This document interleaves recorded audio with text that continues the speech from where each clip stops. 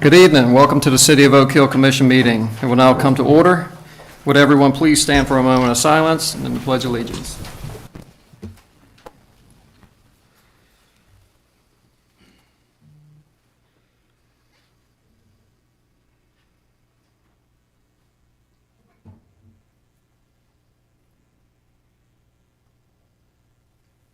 I pledge allegiance to the flag of the United States of America and to the republic for which it stands, one nation, under God, indivisible, with liberty and justice for all. Please be seated. Roll call, please. Mayor Taylor. Here. Vice Mayor Gattacano. Here. Commissioner Hyatt. Here. Commissioner Warning. Here. Commissioner Jollinger. Here.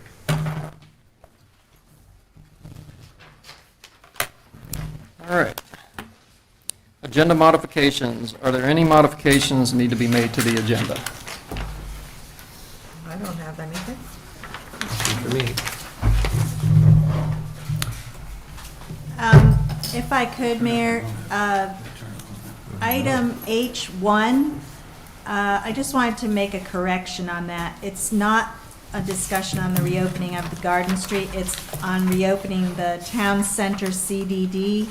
And the only reason we're doing that tonight is because at your last meeting, we did not have a motion and a second. So we just need you to re-vote on that. But it should not say Garden Street, it should say Town Center CDD under H1. Okay.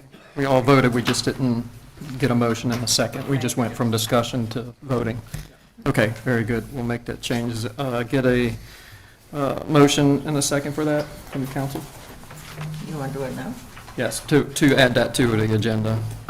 I'll make that motion to add it to the agenda. Second. All in favor? Aye. Opposed? All right. Moving on to brief announcements and presentations. We have Deb. Meals? Yep. Meals a day. All right.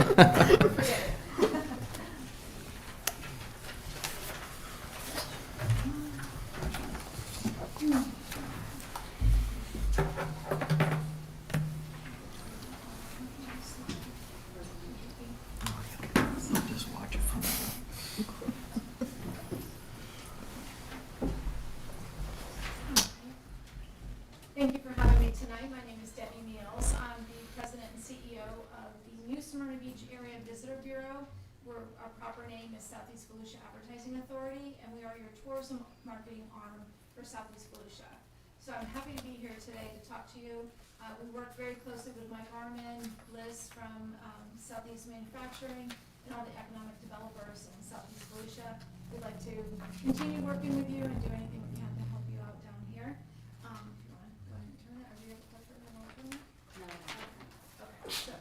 Just letting you know who our board of directors are. You'll see a familiar name. Number 4 up there, Mike Arman is on our board, and he's been on there in previous terms as well. We have 2 staff members. We've got 2 coming on board shortly, and we've got 2 volunteers that have been working with us for a long time. Go ahead. That's the third page. You want me to go? Oh, yeah, go ahead. Yep. Our mission, building responsible tourism. We really believe in sustainability and trying to make sure that we take care of these precious assets that we have here in Southeast Volusia. We want to inspire memorable coastal chic experiences. We know if we get journalists here or visitors here, they love the area. We want them to come, live like a local, take care of our assets. Our brand promise is that we're going to be authentic to our style, and we're going to deliver that visitor that can enhance our experiences here and provide an economic impact and sales tax for all the cities. And we want to do that through sustainable tourism. So some of our values, you can see here, we serve, we protect, we share, we own, and we beach. You know, we've got 17 miles of beaches that are the draw to the area, no doubt. We're trying to get them out on the trails and everything else that's more agricultural and eco-friendly. we want to develop more experiences for the visitor. I know I've been talking to Mike about the VIA Museum. You know, we have a lot of Oak Hill, Osteen, Edgewater experiences on our website, and we try to get everyone to come down here. I know we often bring journalists to Bridges for that wonderful seafood, and that's a joy. We want to enhance, excuse me, transportation and mobility. That's very, very important. We know parking is a premium in all our cities. We know egress is very important too, so would always love to work with you on any kind of sustainable comprehensive plans, so we can provide you with any data that you might need for that. This is a nice chart because it really shows you that when you have a nice place to visit, people will come here, they'll choose to live, and then they want to come here to work. And then when they're working, they want to open a business. We've seen that with our tourism statistics. And then the result is that we create a place where people love to work and play, and then that cycle continues. And that's a lot like the tourism cycle. The visitor pays a lodging tax, and that's what allows us to market the area. So when you hear the word tax, it's not a resident tax unless you stay in a hotel and you pay that 6 cents on that room night. But other than that, it's the visitors that do that, and they often go into the restaurants that we can't frequent every night. And that allows us to bring more restaurants so that we all can enjoy them. Okay, and go one more. I think we have a video here. If you live in the New Smyrna beach area, it shouldn't surprise you why it was named one of Florida's best beach towns by many of the top travel companies. From Port Orange to the north to Oak Hill in the south, New Smyrna Beach on the coast to Osteen in the west, with Edgewater in the middle and everywhere in between, there's so much to enjoy here. We've got 17 miles of white, sandy beaches and an abundance of natural beauty. We've also got some of Florida's best parks, hiking and biking trails, pristine waterways, locally owned restaurants, arts, and culture. These are just a few things that make our communities so desirable. But did you know nothing helps sustain and develop our communities quite like sharing them with others? So you see, all the things you love that make this a great place to live also make it the perfect place to visit. And being the perfect place to visit also makes it the ideal place to own a business. So the more visitors we attract to support our businesses, the more the New Smyrna Beach area becomes an even better place to live. And the more it becomes an even better place to live, the more we'll attract even more businesses. And the more companies we have, that's right, the more jobs and opportunities we'll all have. See how that works? So to take advantage of all this opportunity, we need experts who know how to share the area's entire story with visitors worldwide. Visitors who appreciate nature's beautiful bounty and, like us, want to keep it like new. Luckily, those experts exist. In fact, they live and work right here in the New Smyrna Beach area. The staff of the New Smyrna Beach Area Visitors Bureau, the board of the Southeast Volusia Advertising Authority, and community stakeholders have been putting their heart and soul into promoting the ultimate New Smyrna Beach experience since 1987.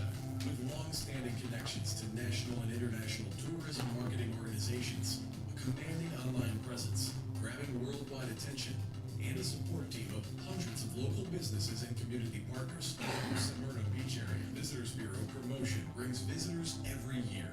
The money these visitors spend at our local businesses stays in our community longer than they do. It even helps reduce every household's taxes in the area by more than $350 a year, making the New Smyrna Beach Area a vibrant place to live, work, play, and visit. The New Smyrna Beach Area Visitors Bureau marketing and planning tools help people choose to visit and discover why we love the laid-back luxury here.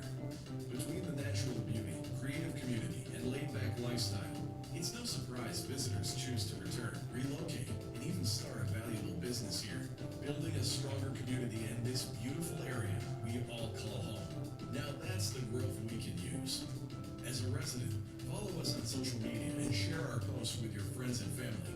Remind them what makes the New Smyrna Beach Area the perfect place to visit. With your support, we can attract more visitors to our beautiful home that want to keep it like new, help our business prosper, and make the area an even better place to live, work, play, and visit.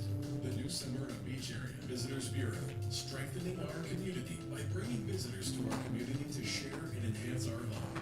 Visit nsbfl.com.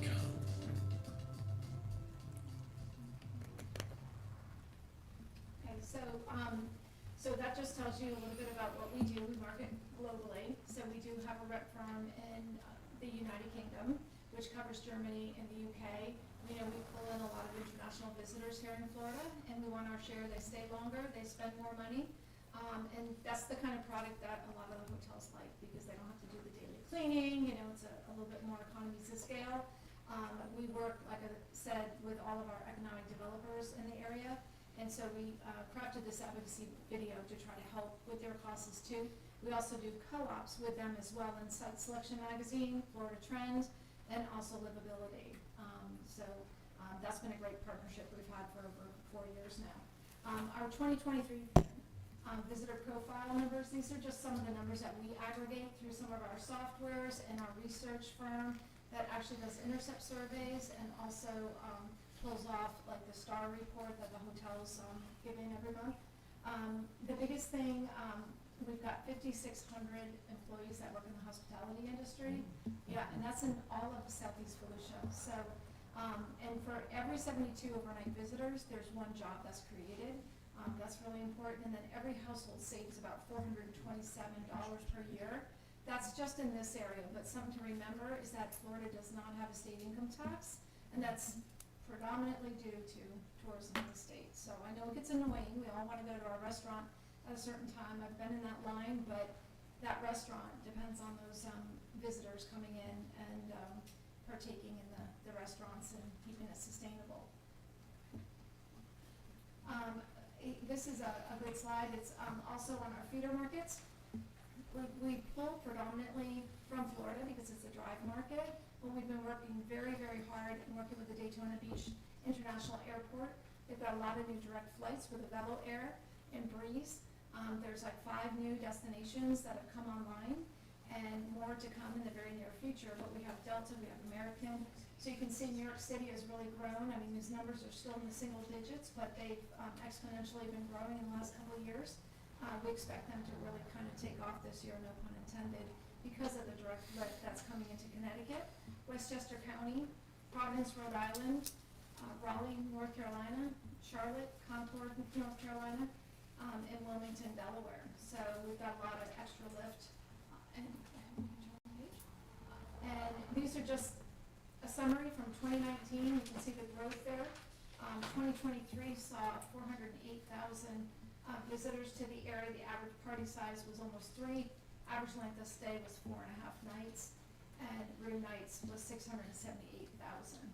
We only have about 5,400 room nights in New Smyrna Beach area. That's including Edgewater and Port Orange. So it does include some of the Airbnb product too in the area of Oak Hill and Edgewater. Market indicators, average occupancy is only 68%. Average daily rate is $190. You can see 2020 was COVID and the governor opened the state. We were one of the fortunate ones in many ways that he did open the state, otherwise we'd probably be still kind of thriving or really working to thrive.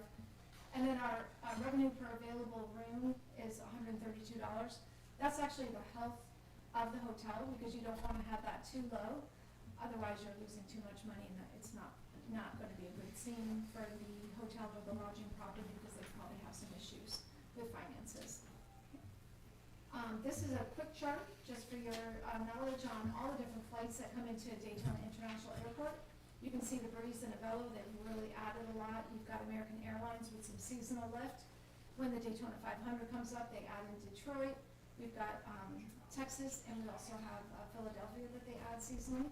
So really looking to see this grow, and those direct flights have really added a lot of transient stays to the area, which has been a good thing.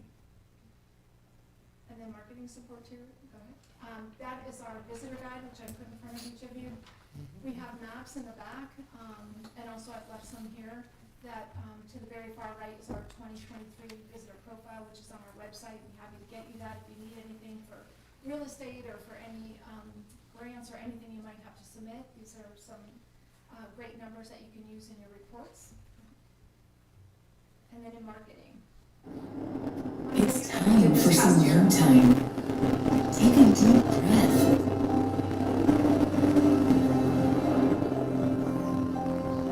Let your mind wander. and set your own agenda.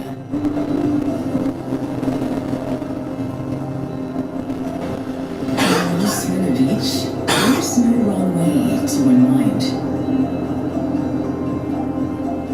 Immerse yourself in Mother Nature's captivating beauty and discover a new pace. Witness creativity in motion amid a thriving arts community and be inspired.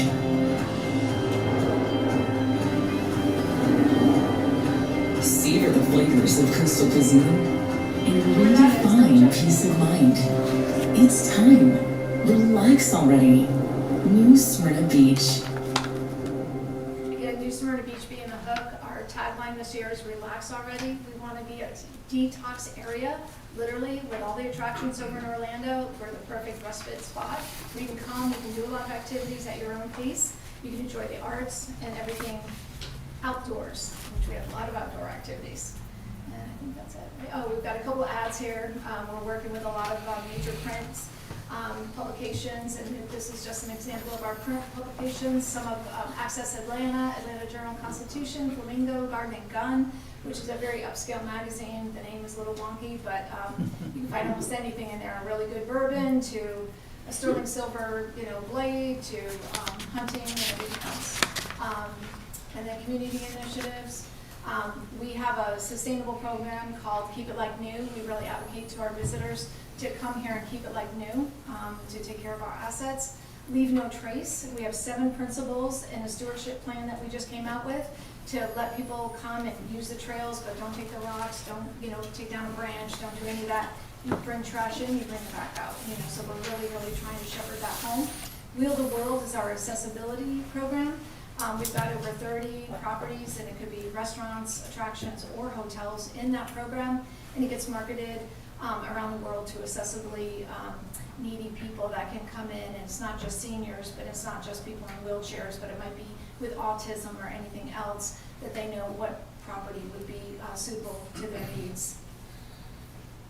And then we do public relations, we do our website, and we've got a lot of other marketing things, but I just wanted to give you a really good overview, so thank you for your time. If there's Thank any you. questions, happy to answer. Yep, thank you for coming. Thank you, Deb.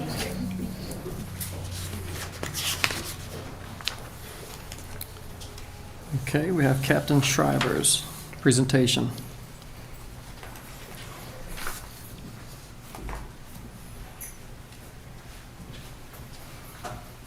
Good evening, everyone. Good evening. Talk here would be nice. So my name is Dan Shivers. I'm the District 3 commander for this area here. Everything from Ormond by the Sea all the way to Oak Hill is within my jurisdiction, essentially. That being said, Lieutenant Turney's here as well. I think you guys met him last month in that last meeting. So he's the Assistant District Commander for this area specifically. I have another lieutenant that handles the north end, and basically 92 is the cut line. So anything north of Speedway is the other lieutenant, everything south is him. So we had a good year last year. We really did. So if you go to the next slide. Maybe. Sorry. So essentially, the law enforcement services that we provide to Oak Hill, we have dedicated deputies. So we have 4 deputies assigned to Oak Hill. When I came into this role a couple of years ago, often Oak Hill was the kind of storage for overtime deputies. So the residents never saw consistent faces and never saw, there was no continuity between the shifts. People may have been assigned to Deltona, they may have been assigned to Barry, but they were coming over here to work because it was easy. It was an easy place to work. So we changed that so that we have 4 dedicated deputies working full-time here, so that way they know where the problems are, they know where to go, they know what to do, and also the residents know who's going to be showing up at the door. So secondly, those deputies they're state-of-the-art. So we have incredible technology. Between 911, we have Raven, we have our VC3, which is our Volusia Crime Center, which we all take advantage of. Advanced equipment, we have Axon body-worn camera 4s, which record just about everything. Geolocation, where the deputies are, everything else. And then training is a big factor for what the deputies, which differentiates us from most agencies within Volusia County. We focus heavily on de-escalation and best practices. And not throwing anybody else under the bus, but our use of force rate has significantly been reduced since 2017, since we started instituting the de-escalation strategy. As you'll see in the next couple slides, so proactive policing, so we do 70% of our total calls for service in 2024 were proactive, which means a deputy actually initiated those calls. So those weren't calls for service where somebody called 911 and we responded. This is what deputies started to do. And overall, in the county, we received 282,000 calls for service throughout the county for just the sheriff's office alone. That came from 328,000 911 calls. Lieutenant Attorney will talk about the total numbers of calls for service, but just so you know, we did essentially 1,500 traffic stops last year in the city of Oak Hill, which is incredible for a city this size. Moving on to crime statistics, we're doing great. I can't say how much more proud I am of the deputies and the work that they do, specifically in Oak Hill and in the District 3 area itself. So overall, as you see, we cleared 81.52% of all reportable offenses in the city of Oak Hill. That's unheard of. 81%. So if you commit a crime in Oak Hill, there's an 81% chance that you're going to jail.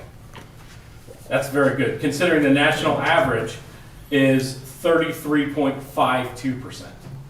Wow. Absolutely crushing it. The deputies do a great job. Persons crimes, which are your aggravated assaults, your homicides, your everything else. We didn't have any homicides last year, thankfully. But we cleared 82.76% of that, and the national average is 40.95%. So we double the national average there. Property crimes, which we all know property crimes, thefts, burglaries, things like that. We cleared 67.57% compared to 14.9% annually. Just absolutely killing it. And finally, we've cleared 100% of our crimes against society, which is your drugs, your prostitution, things like that, which is compared to 72.98% nationally. I can't say enough about the hard work the deputies do and the dedication that they show here.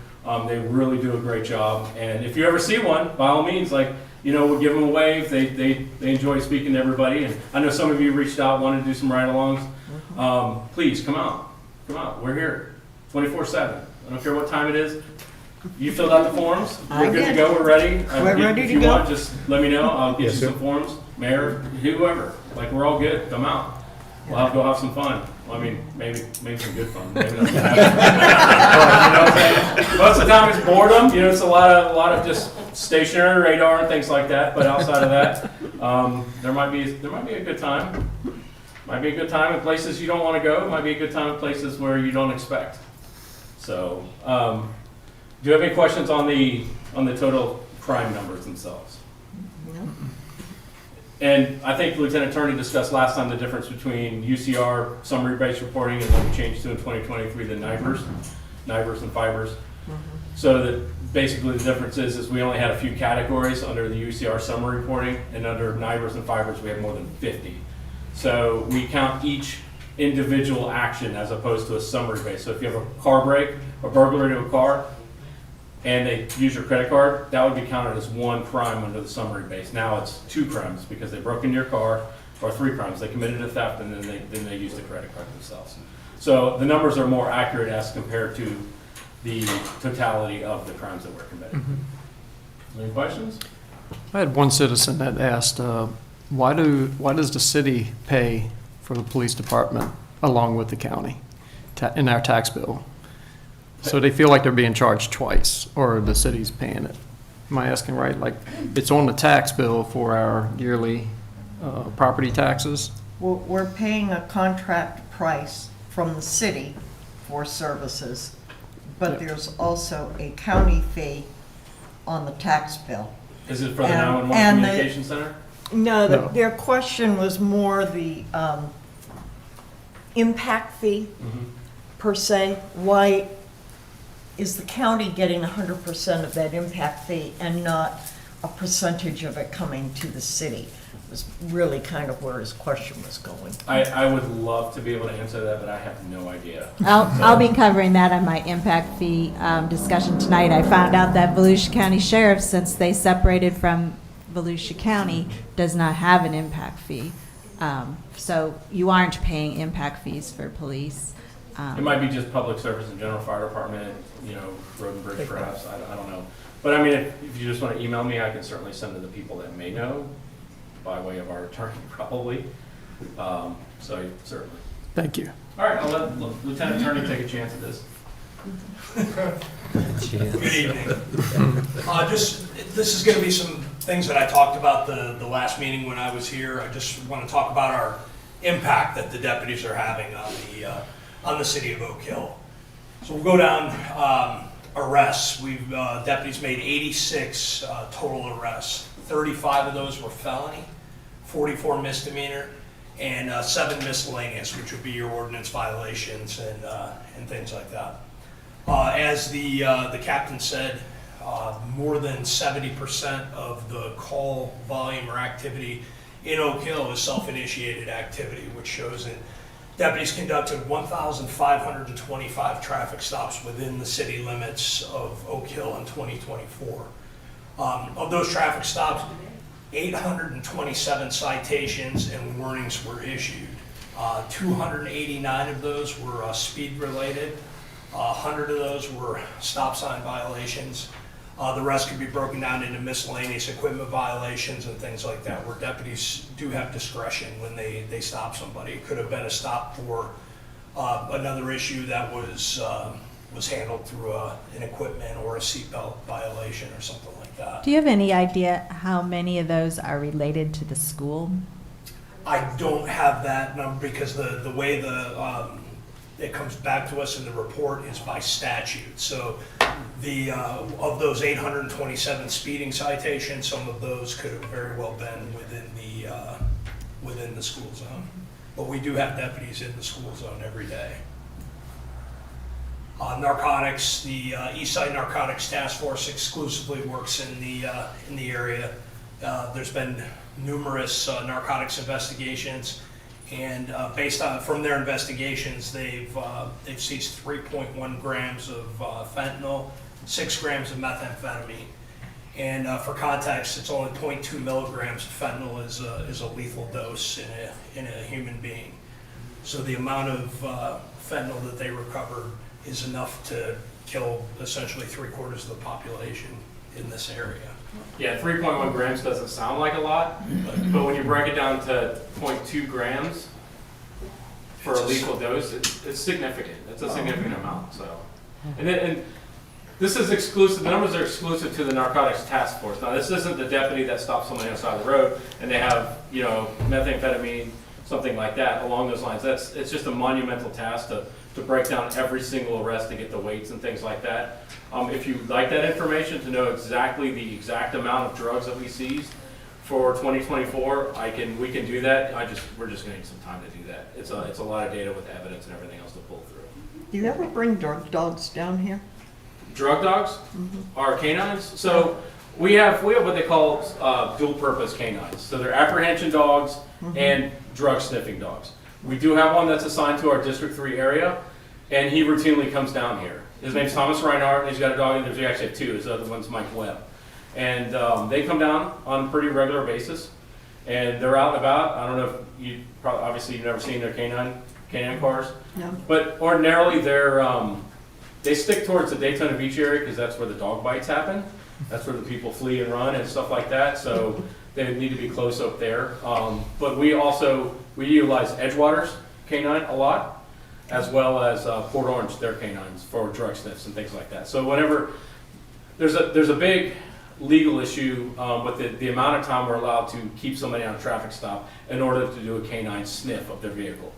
And often, if the deputy or the officer is not close enough, we can't even call them because it would take them longer than a reasonable person would be expected to be stopped by law enforcement. And then again, with our Supreme Court and everything else, most recently, they've essentially made some changes in the marijuana sniffs some legal guidelines in regards to that. And due to the legal, there's no difference, smells the same for legal and illegal marijuana. So the Supreme Court's working through that, but until then, once we get a definitive decision, we can, we can certainly start using it longer. But as for that, we use them quite a bit. All right, and the last thing, in addition to alcohol and vape operations were conducted within the city, targeting businesses who sell alcohol and vapes to underage persons. There was 2 arrests that were made as a result of those operations. Do you know what stores that was? I don't know, I could get that. I think it was the Sunoco right here. Yeah. Nobody's like, oh my God. Really? How many Yeah. stores are there in the middle? You probably. That's awful. Yeah, there's probably, I was gonna say. 2. Right, there we go. How many But probably they do them good? pretty, they do them pretty frequently throughout the county. Usually they float around and they do it, but the issue is we need deputies that look young and are under the age of 20. They can't be under the age of 18, but they have to be between 20 or 18 and 20 and look older and depending on the schedule. That's all. Got it. Can I ask, since the new law and our relationship with First Step, have you been able to get anybody from Oak Hill to that shelter? So, So with First Step, it requires a few things. We can bring them there with a referral. Law enforcement can do a referral as well as the city is because you entered an agreement with them. However, if they do not sign the contract with First Step and do not take the steps in order to get entered in the First Step or meet the criteria, then they won't accept them. All our services do is provide them the transport to the First Step. So I'm just asking, has there been any I- transfer? I mean, we're paying for it, so I just. Right, looking to I see. don't know that I've heard of any. I know when you guys entered this, I spoke to the previous city administrator and asked him to let us know if anybody calls in or if the services get used. And also, we asked the deputies to let us know if they've given anybody transport, and I have not. We've not been given any information. Are there any, I know New Smyrna has started a program with a woman who works under the police department, who actually is a social worker and makes contact with some of the homeless people. And they've shown some success through that method of getting people to First Step. Right. Has Volusia County Sheriff's Department thought of anything like that? No, we don't ordinarily we don't normally deal with stuff like that. So we do have a community outreach people that do that, but in order to take somebody to the First Step, like I said, I don't know if you know the requirements. Like you have to commit to being alcohol, drug-free, you can't have any warrants, and a bunch of other things. In order to stay on facility, you can't do outpatient there, from what I understand. But the sheriff's office has not really engaged in that. A lot of cities, the biggest issue is most of the time the homeless population are occurring within the city jurisdictions and not so much in the unincorporated areas.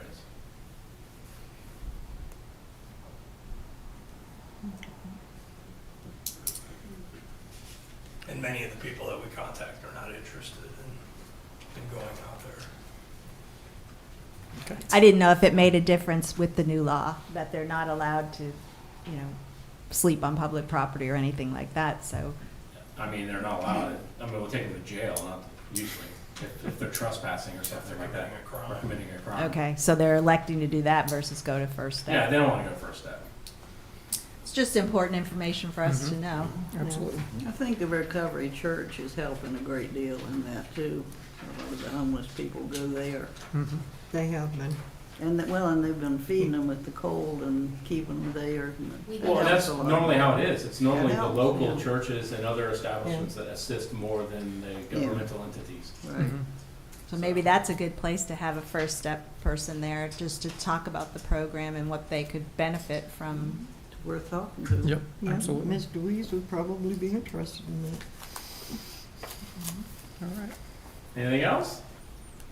You have 4 deputies that are specifically assigned to Oak Hill, Correct. and they're the same guys all the time? All the time.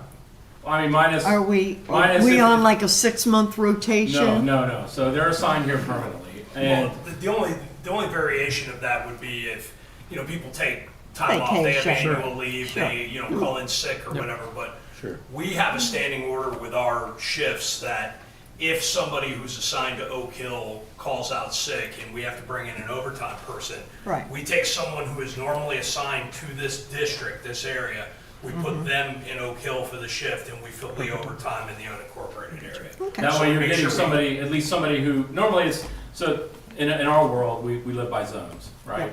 So Oak Hill's 55 zone for us. The next one up is 53. Ordinarily, that person or the 52 person will come down here and stay and we'll just work across the overtime. So we up there. maintain the continuity of people that are in this So area. everybody knows because they Okay. come here, they work traffic with the other deputies, or they come here just to play. When it's time, when, it's prime time for crime time. Come out here in the middle of the night and come out and look for bad guys. Yeah. So often it's not out on 415 where there's literally one car that passes and maybe a cow on the road. They come down here where there's people riding on bicycles and doing other things. So and that's good how to we know. that's how we get a lot of these traffic stops, and also our crime numbers are super high, our crime closure rates, for that reason, because the deputies are dedicated to do a great job 100% of the time. Well, I know that was one of my first complaints when we first went to the sheriff's department, was they were rotating the officers Right. consistently, so you didn't know who, it wasn't Johnny Smith that was always coming. That was one of the first changes we made. That was literally Glad to came hear here, that. within- That's- within that's a month, something that was- that's that was real what I changed, important. so. Community involvement's real important. I agree. And usually it's those deputies that we ask to staff the city events as well. So they're the ones that are coming here and working the parades, they're working the other, events that we have, so. Good to know. All right, anything else, guys? No, that was great. Thank No? you. All right, Appreciate everything you Great guys do. job. Thank you. I'll send you an email shortly. please.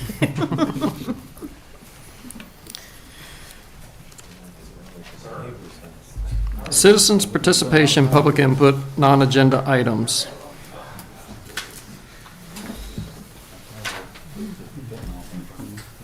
Do we have any speakers?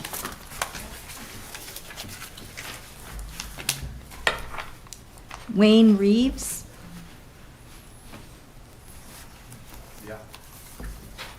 Come on up. You asked to speak? I did. Yep. Just come to the podium, state your name and address. I'm hard of hearing. Say again.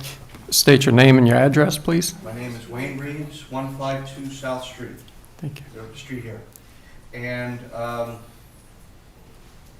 I just was hoping that after 4 years of living in the neighborhood that things would come together a little bit better. As we know, as you drive by that street there, South Street and Han Street, it's not getting any better, it's getting worse. And I don't know what to do to clean it up. I've gone here before and asked, and they said, well, that's not our jurisdiction, go to the county. So I went to county, talked to code enforcement, and it's just looking worse and worse. My friends won't even come over and park their car at my house anymore because they said it's scary. Mhm. And I cleaned my house up and made it look nice, and everybody else except for that one block there. What can we do about it? We have your information. We'll get with code enforcement and we'll look into it. It's scary. Yes, we get lots of calls about that. Good. And we've been in contact with Volusia County Code Enforcement also.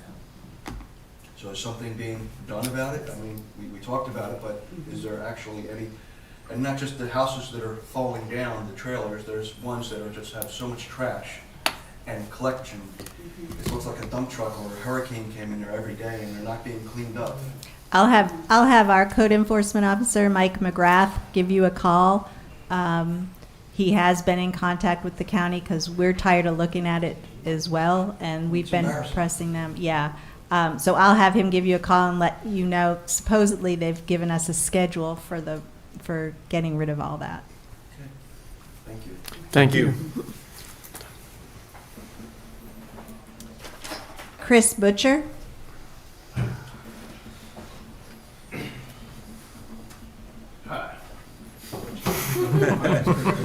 141 Nancy Street.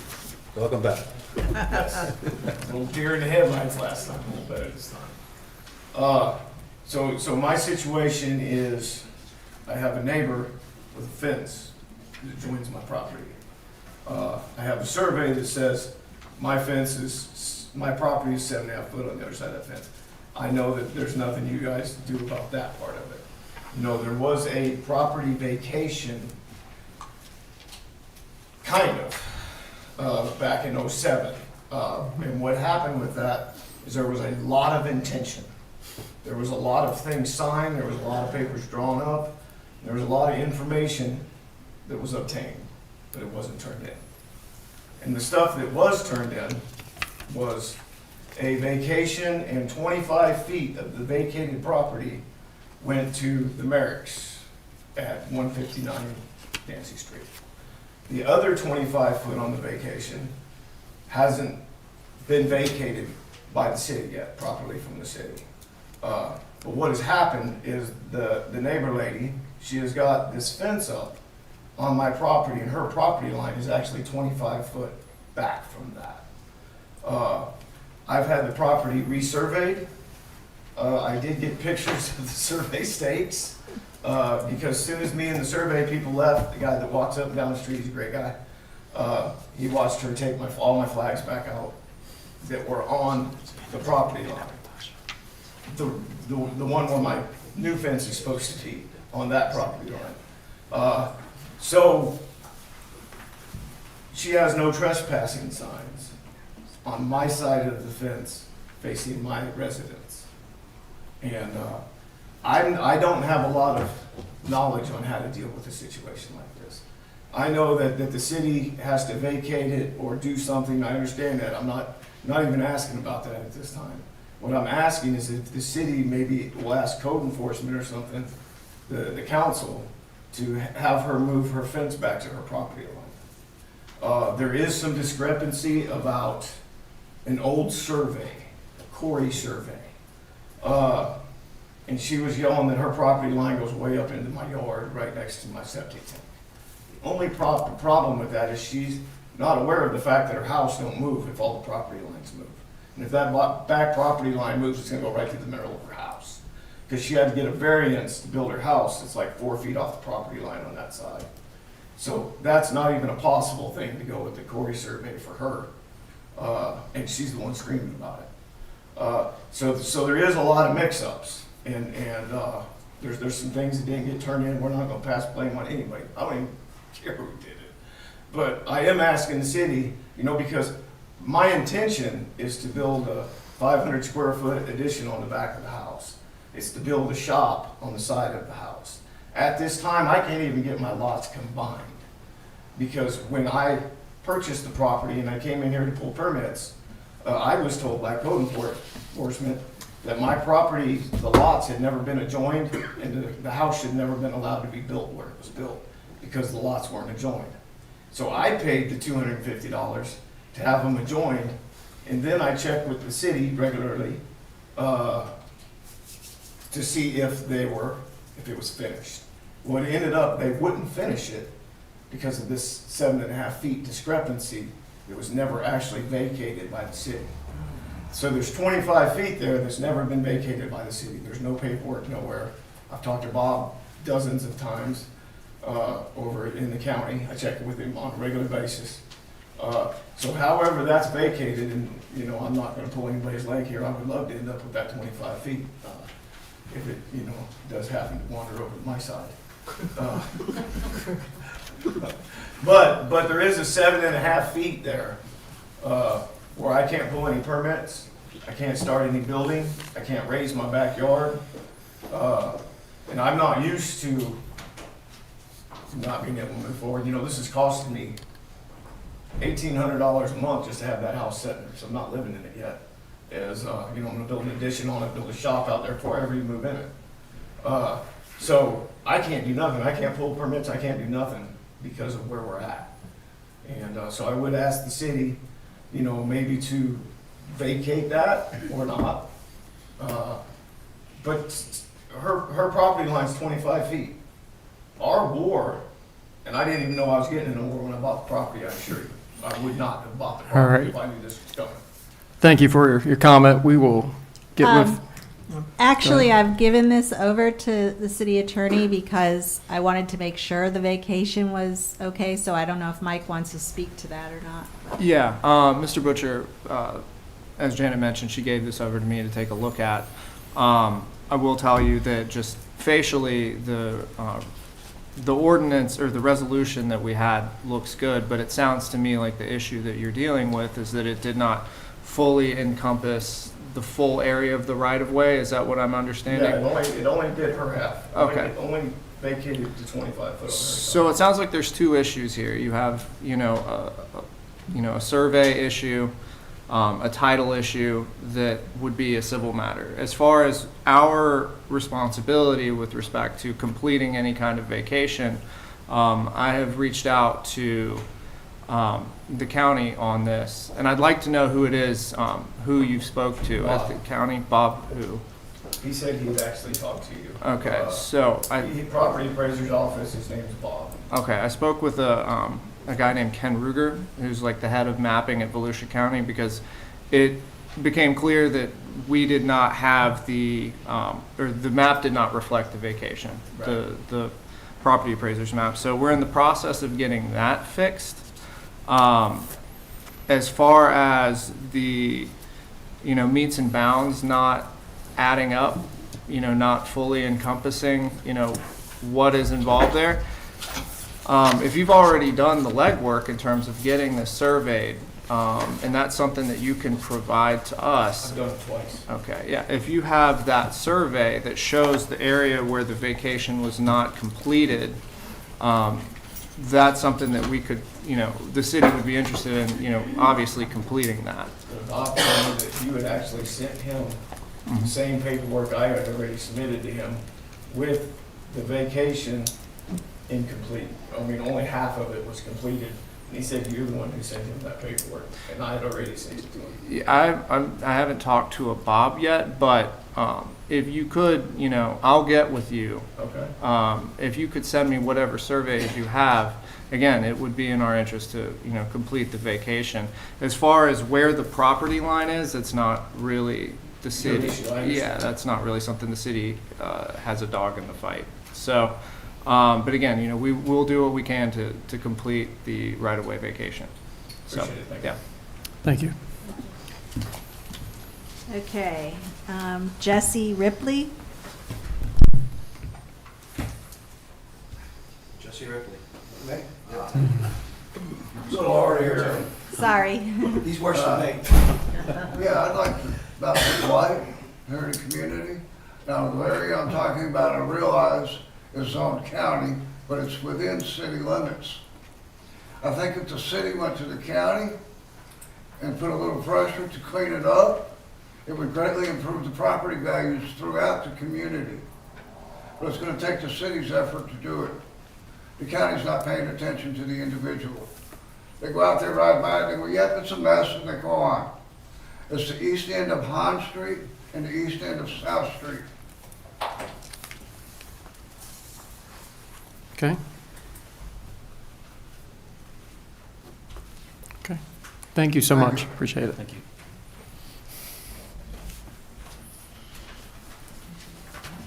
Neil Bonds. Yeah. You wanna hang out longer, or what do you cut it? Neil Bonds, 295 Indian Creek Road. I have had the pleasure for the last month or so of taking my daughter in the car and teaching her to drive. And we go to the school every morning. And this last trip to the school gave me a stark reminder of something I think that we need some severe concern about in this city. As she correctly, approaching from the north, made a left-hand turn to enter the school, a car runs the flashing red light from Maytown headed east, almost hits us. She freaks out a little bit. But I asked myself, so why did this happen? Well, it's pretty simple. I've had to come from that direction multiple times with another property I deal with down there. It is near impossible during school hours to cross US 1, to go to the school or to make a left turn, either coming from the school or coming from Maytown onto US 1. Nearly impossible. Now, I'm the first one to love the old flashing light in our town. But this is what is it gonna take? What kid are we gonna change the life of? Because we can't go out there, and I've heard the administration speak about it before. Oh yeah, well, we're with the state or whatever. Okay, well, if you can't get the light changed, we're paying. We did, because I don't see a red and green light there. It wasn't there this morning. FDOT approved it. And the date on that's when? When's it gonna get done? Rick, did you tell the community? Anyways, until it's actually physically changed, ma'am, if you'd like your turn to speak, you can put in a comment and you can come up here. Until it is changed physically and the paperwork's through, we have these deputies that come up here and they say how great they do writing tickets on US 1. And they love to sit there at the school zone, off to the side, so they can write a ticket. How come those deputies can't get out in the middle of that intersection for that worst hour in direct traffic? If you go see a car show down here in Edgewater, guess what? There's cops down there directing traffic so no one gets hurt at a car show. If you see a church on Sunday morning in Edgewater, New Smyrna, there's officers there and they're directing that traffic so nobody gets hurt because it's a congested traffic flow. But we have our school children going in and out of that school. We can sit on the side of the road and write tickets because that generates revenue, but we can't make sure that traffic's directed until this, because I know how it goes. They may have approved the traffic light, but it's going to be a minute. I don't think they're coming next week. I could be wrong. I hope I'm proved wrong. But it'd be nice to see something done so that that doesn't occur. And I was unaware that there was a traffic light coming in. That probably should have been mentioned to the city in a meeting or something in the public. But okay, thank you. I'll look into it, Neil. Thank you. Did you fill out a card yet? Yes. Oh, sure. There's one more. Yeah, as soon as we're finished with the, go ahead. Lisa Bender.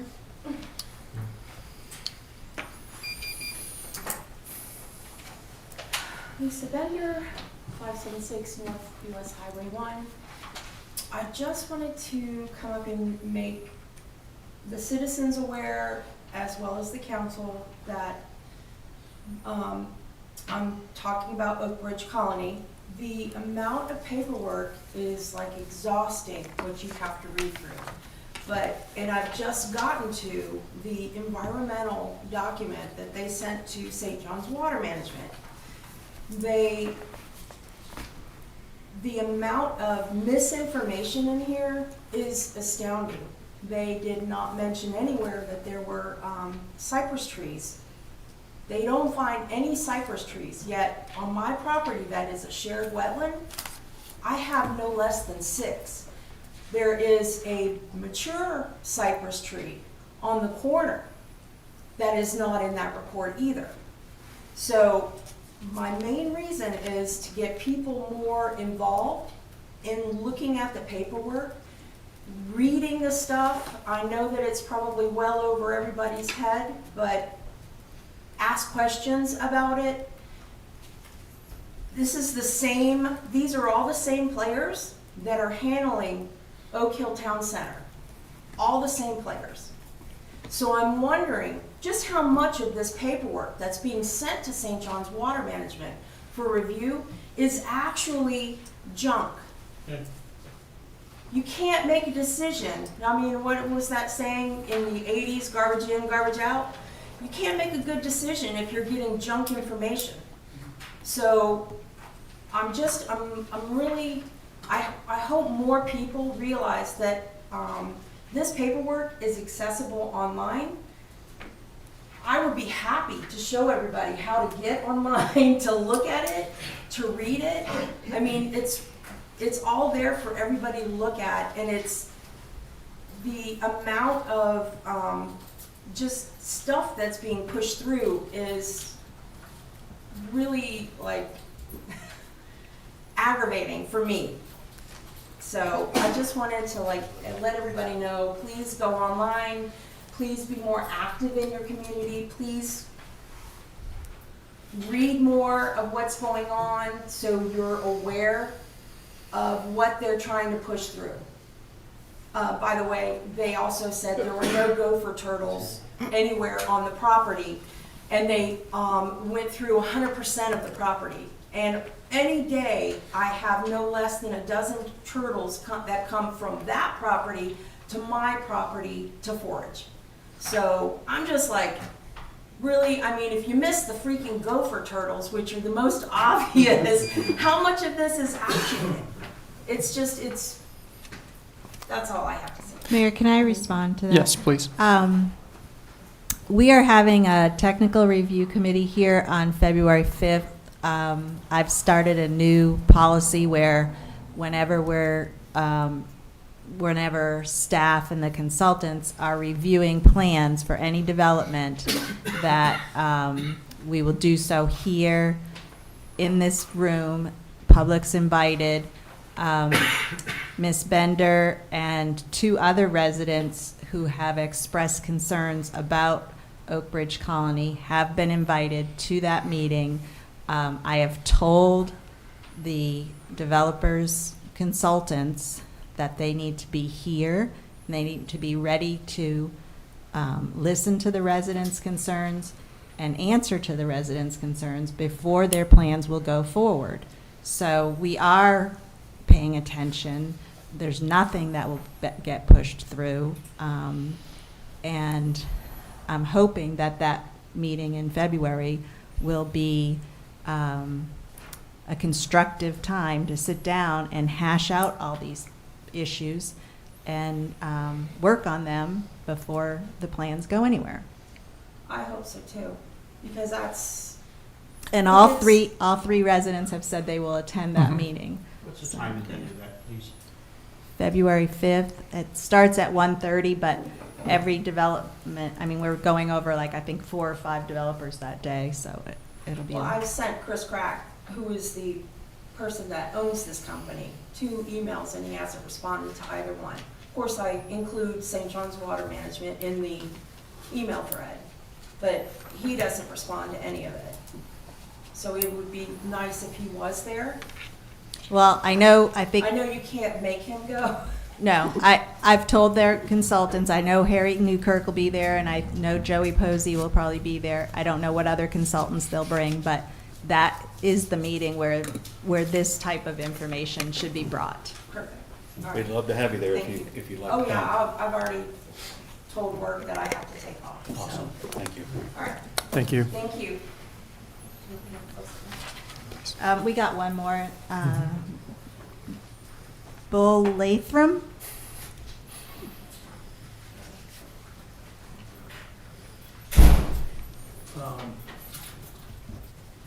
Something about over by the grocery box, all that, whatever you want to call it. I know it's not the city's property, it's county, but is there anything that can be, I mean, is there any leverage you could put on them, or? All we can do is keep calling and complaining.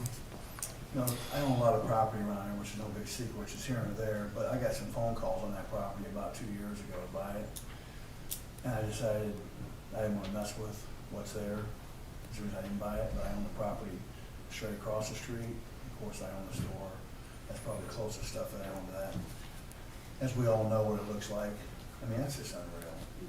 And I mean, what can we do? And the other part of that was, and I don't want to say, talk out of line here, but the word I was told was nothing against the police, because there's one back there, and I'm all about the police. The Volusia County officer owns the whole front of that. Maybe you're aware of that, maybe you're not. But cop, you, me, you, anybody, come on. Can we do something? I will go in there myself and clean it up. Okay. Seriously. I will take equipment in there, clean it up. I am tired of looking at it. Not that it's the city's fault. I'm just saying, there's something we can do. I mean, can we, what do we do? Hire him, attorney? I mean, can we annex it into the city? Is there anything? Maybe nobody here has the answer, but I'm just thinking, it's embarrassing to drive by here and say, oh, I'm from Oak Hill, and I don't know a shit down here. What the hell is that? Yeah, well, we are, I want you to know that we are putting pressure on the county, and I have a call into my counterpart at the county to invite the county manager down to see what we're looking at every day. So I'm hoping. Do you think they're just asking, do you think what bit you have in it, I know you haven't been doing this job long, You think because they just don't care, or they're looking? No, at it I think a lot of it was us putting pressure on them to start the process, but unfortunately, code enforcement is a process, so they can't just say clean it up and give you 1 day or 1 week. It's unfortunate, but there's a process, and they are in the midst of that. And if they don't comply, then it goes to the next step. What is the next step? Well, it's fines per day and Well, I everything, understand that, but I mean, it's in the county. I mean, and then do we need to- eventually, I think do we you need to- foreclose, Do we you need know. to, as a city, like contact the governor or senator? I mean, there's ways to go above and beyond. If Volusia County's not gonna step up. I what think, can we do I think to if you abide? contact your county representative, Danny Robbins, Yeah, I mean, it's just, you know, it's nobody here's issue. It's just we all live here. And it's just nasty, tacky. but we are I would willingly trying. go in there and clean that up, seriously. The other thing, Neil said about the traffic light, are we getting a light there? Is that what I understood? Are we gonna get a light there? Does anybody know, or? That's what I put my form in. Yeah. I remember Commissioner Linlow saying. He came to a had- meeting. He had secured one, you know, he was that guy that was on the TPO, which is Mhm. your. TPO, yeah. Yeah, Yep. it was not on the, Him saying that at one of the meetings? Well, I think he he did talked to mention somebody. it. He Yeah, did and say he- that eventually we were going to get one, but I went to the TPO meeting just a week Wonder if ago. we'll live that It was long. not addressed in any way, shape, or form. We're gonna have. I'll make a phone call tomorrow. I'll we're get gonna something have- for you. And unfortunately, it's probably gonna be a child Yeah. or a family member with their kids. I mean, I own 30 acres around the edge of town here, and my house is right over there. And I travel that road all the time. Actually, I travel around this town all day long, every day. But something's gonna happen there. And it's not. Well, the old nobody's saying, per se so many fault. people have to die before they put a traffic light in. Was there And anything that's we can sad. do as the town to? I think the mayor just said he's gonna call FDOT tomorrow and we'll find out. I'll get with you tomorrow. I'll call you. I appreciate that. No problem. Just 'cause I just don't want something to happen to traffic. I mean, he's got kids, we all got kids around here, grandkids. I mean, something's gonna happen. Let's not wait till it happens, so. I agree. Maybe we can reach out to the school. We have our meeting with the school and have them, I feel like the school needs to pick up some of the cost on this. Officer out there, idea. An officer, out put an there, extra officer just, and let the school you know, handle that. Yeah. Even if, I mean, the city had to, the residents had to, or the people coming from Houston Marine to bring their kids here, I mean, whoever, however, if, you know, if it was $20 a month for everybody or something, I mean, something's gonna happen there, and it's gonna be somebody's kid, grandkid, you know, anyway. There's already been some pretty good, there's already Yeah, been some I tragedies have a right helicopter there. through there. Matter of fact, I go the back way, go around this way, slip up by the backside of the school, pass it that way, and you know, all these roads, it's like, you know, it's like who's on first, what's on second, and it's like, oh, it's a goddamn movement to get home. All right. Thank you, Bo. I don't mind doing all the jogging around, I just don't want something to happen to somebody horrific. We definitely bring that up to the school. Thank you, Bo. I'm good. Sydney Reagan, 440 Shiloh Road, Porter's Road, right in Oak Hill. So to address the traffic light, so October 13th of '23, I was working pretty close with Bill to try and get that pushed through because it's also very important to me to see a traffic light go in. My children also go to Burns, and I am quite certain eventually there will be traffic homicide. So I went to FDOT a couple times, and it came down to us referencing the idea that someone will be killed if we don't get a traffic light installed. And we were told after a traffic study that we were initially denied, then we made the appeal and got approved. Like I said, October 13th, 2023, if you have to reference that date tomorrow when you call. Okay. And that may be helpful to you, it should be in the notes.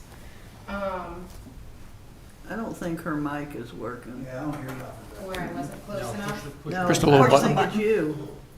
It could have been me. Aha, it was you, the red light is. I didn't know I was supposed to push a button. Nobody told me that part of it. Well, now I said everything I have to say. Start over. October 13th, 2023 is the date when, after we were denied from the traffic study for the traffic light, because we were told we didn't have enough traffic at that time, it was appealed after October 13th. That's when it was approved for the traffic light. And that's kind of where it sat after that. I don't know what help that provides. I know that certain people have volunteered in the past to direct traffic. I guess it became a liability at some point.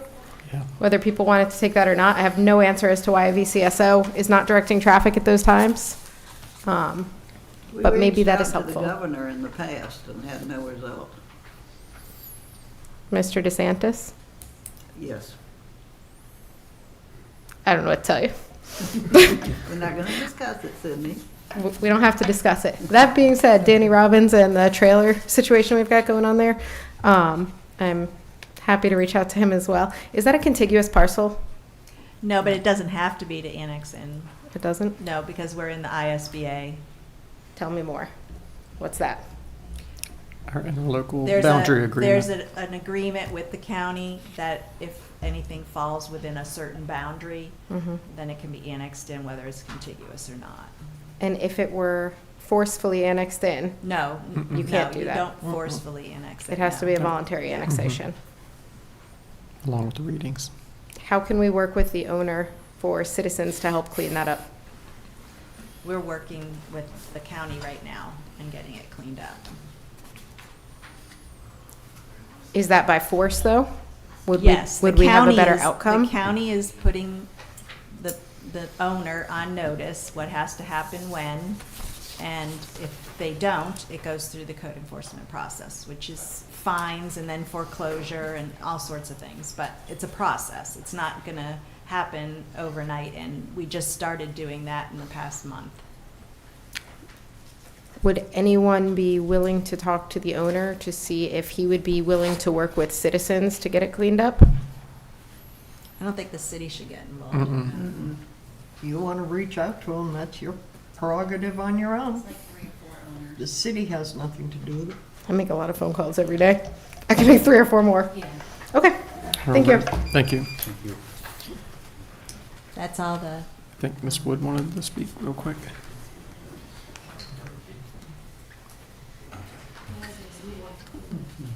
Julie Wood, my business is registered at 273 Cypress Ave, Mayor Taretha Wood Avenue in Oak Hill. For years, I have talked to the commissions about what to do at Halifax and US 1. And riding in here today, I was just thinking how boring it is to ride through Oak Hill. One of the solutions that I've seen, I work a lot in Atlanta and different other places, one of the solutions that I've seen that's worked in the heavily trafficked areas is a roundabout. The roundabout directs the traffic. It's a nice, congenial way for everybody to just respect each other, and it would be beautiful in the middle of Oak Hill. We need to work on how Oak Hill looks. The trailer parks look terrible, everything, and that roundabout is a classy way. You could stick a city clock there. We're supposed to be this classic city, old Florida, and we don't have that look. But I'm not gonna do that here. I just want you to know that the roundabouts work in heavily trafficked areas, and it would be better than a red light, and it would add to the beauty of Oak Hill. Thank you. Thank you. Put one on a federal highway. That's all public comment. All right. Consent agenda. We have minutes from January 13th, 2025 to approve. Motion to approve. We I'll have, second it. we have a motion and Carrie second. Yeah. All right. Any comments from the commission? Any from the citizens? Roll call. Mayor Taylor? Yes. Vice Mayor Gazzagano? Yes. Commissioner Hyatt? Yes. Commissioner Warning? Yes. Commissioner Drollinger? Yes.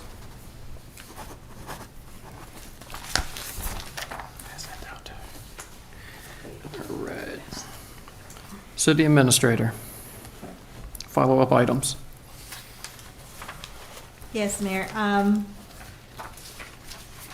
The first is just to remind everybody that you have a workshop with Burnside Tech on February 6th here at 5 p.m. I reached out to the principal, and they have a board meeting tomorrow, and they're going to come up with a list of items they want to discuss with you. So tonight I'm asking if there's anything you all have that I can include on the agenda it's not that we can't discuss things that don't make it on the agenda, but it always is helpful to have something to start from. I would say we definitely need to talk about the traffic situation.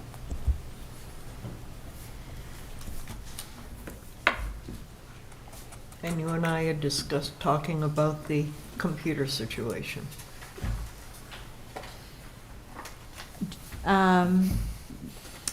Do you want to discuss that there, or I've asked Leaf to attend your next commission meeting to talk about our server and all that sort of thing?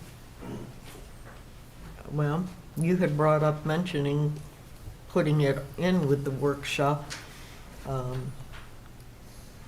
It's up to you. If you prefer to do it at the meeting, that's fine. What is the computer situation, Carrie?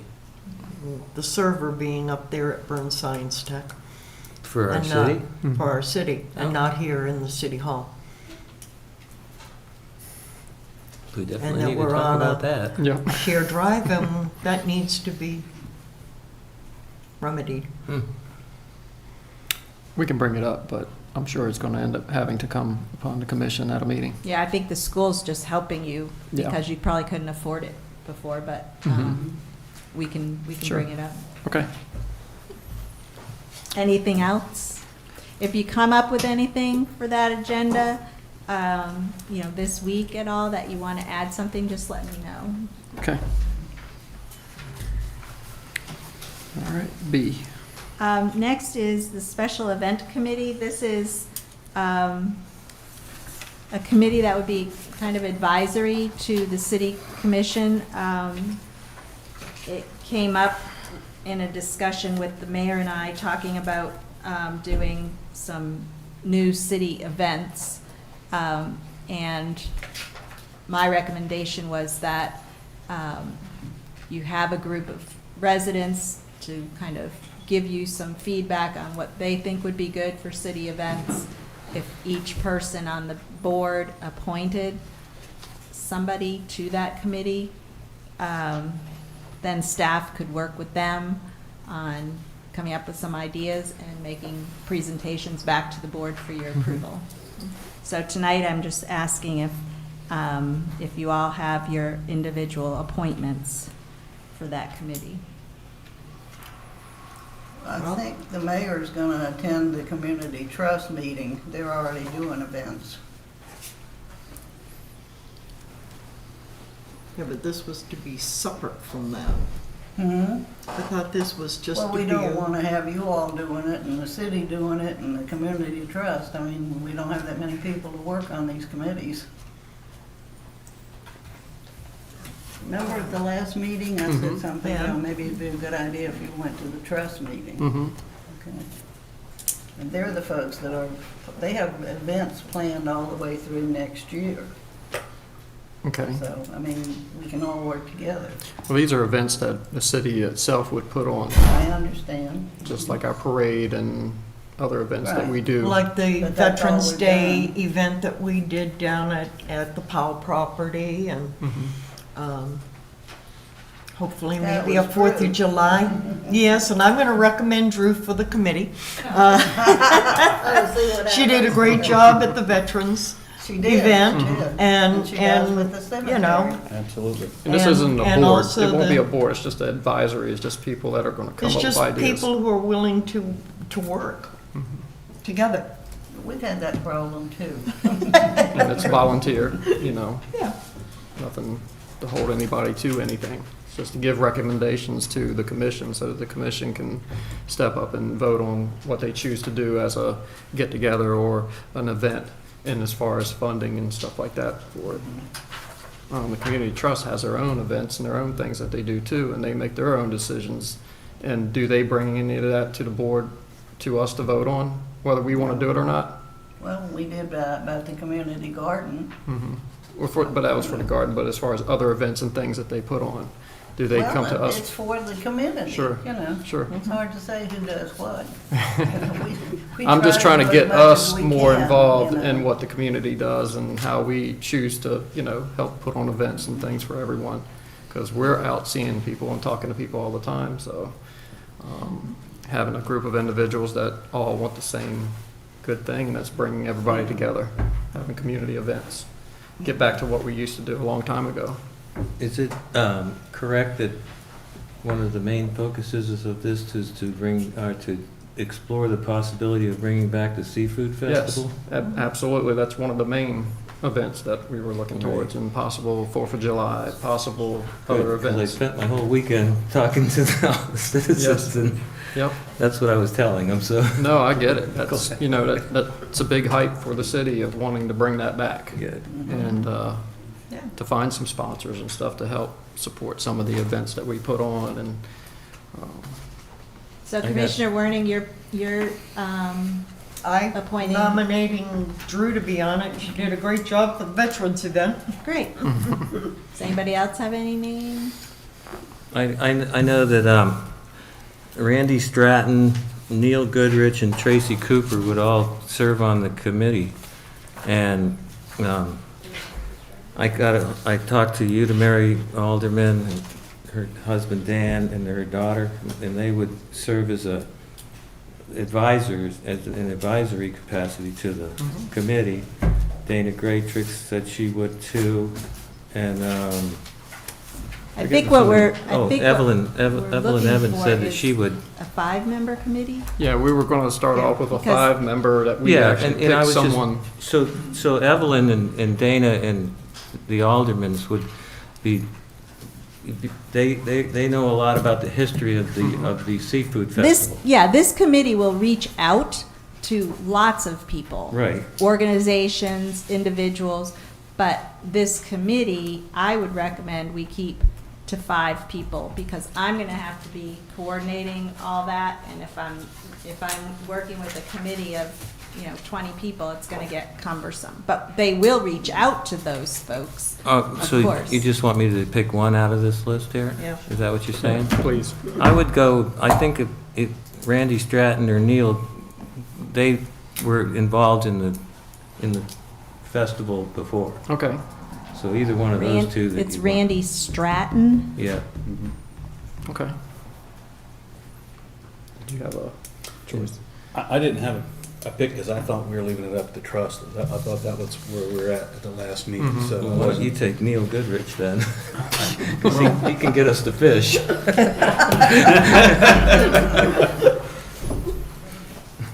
Let's Okay, do do it. you want to get back with me on that, or? I can. Yeah. Okay.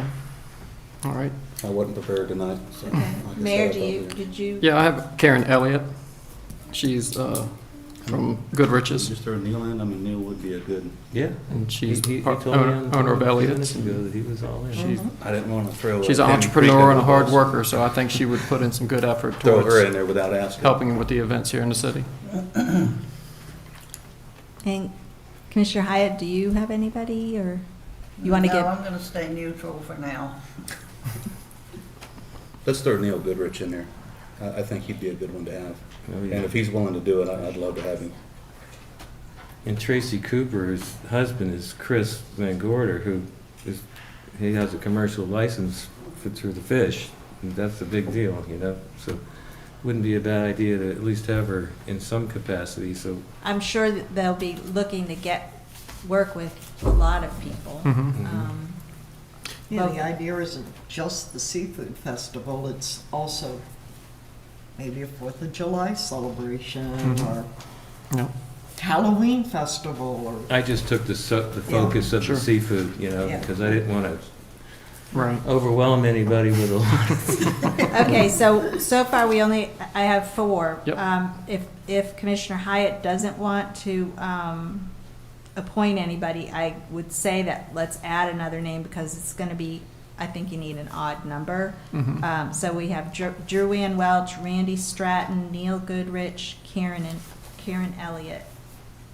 Tracy Cooper, if you want. She's the lady that came and gave she's the one that got burned in that fire. You remember that? Oh, yeah. When she came before the commission here and spoke about that? And her husband also was injured severely, but he's a commercial fisherman. Knows a lot about all that kind of stuff. So I think it would be a good choice. Okay.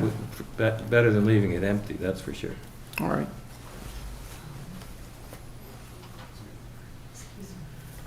Yes. Yes, please.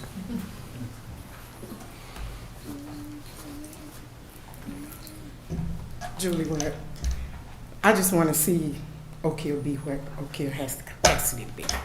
I think you need diversity. Mm-hmm. There is none. Everybody should be involved. I grew up with the Seafood Festival. I know how good it was. I know how the choirs participated from both sides. It was a multi-million-dollar event. People knew it all over the world. Oak Hill was known all over the world. I was a part of that. So I think you need to make sure you're reaching out to everybody as far as this board is concerned. Okay. Sounds like we got another volunteer. I reached out to you. I love We'd love to have you. I love the oysters.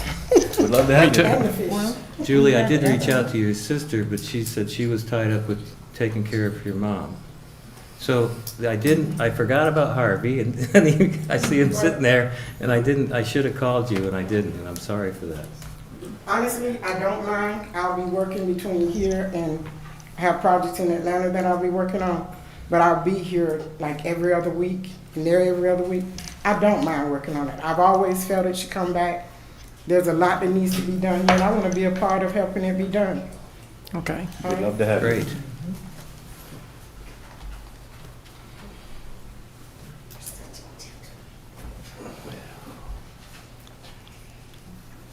So Want to do move we? on? Yeah. Do we move one of the 5 that we put down? Was that someone? Yeah, I think so. If she's definitely, you're definitely volunteering, right? Yeah. Yeah, absolutely. I also want to volunteer myself. Didn't you also know? Okay. He reached out, but she was helping him. All right, moving on to C. This was something that came up. A resident contacted me who lives in Indian Harbor Estates, and another one who lives in Lagoon Mist, who are pickleball players who currently play in New Smyrna. They asked, since nobody uses the tennis court at Mary Dewey's Park, if the city would consider going after an ECHO grant to turn that tennis court into, they say it can be turned into 3 pickleball courts. I did have a meeting with the ECHO program manager just so I could become familiar with the grant program, and asked him if anybody had done pickleball courts so I could get some idea, and he said 2 of the cities this year did put in for pickleball courts, so he's going to send me that backup. But we need to start thinking if we're going to put in for an ECHO grant. The mandatory meeting, the first meeting isn't until September, but Daniel Marsh, the program manager, cautioned me that we should be thinking about what projects we're going to go after now so that we can start prepping, and we won't be last minute on putting things together. We do have to keep in mind that we do not have a lot of funds, and the ECHO grant requires a 50% match. We already have the property for it, we have the fence for it, so basically it would be working on the surface, the court surface, And the nets. and nets. So I'm thinking it would be a fairly reasonable grant to go after, so we're at least pursuing something, and we might be able to manage the match that way. I wanted to know your reaction to that, and then as well to just kind of put it in your mind to start thinking about any other small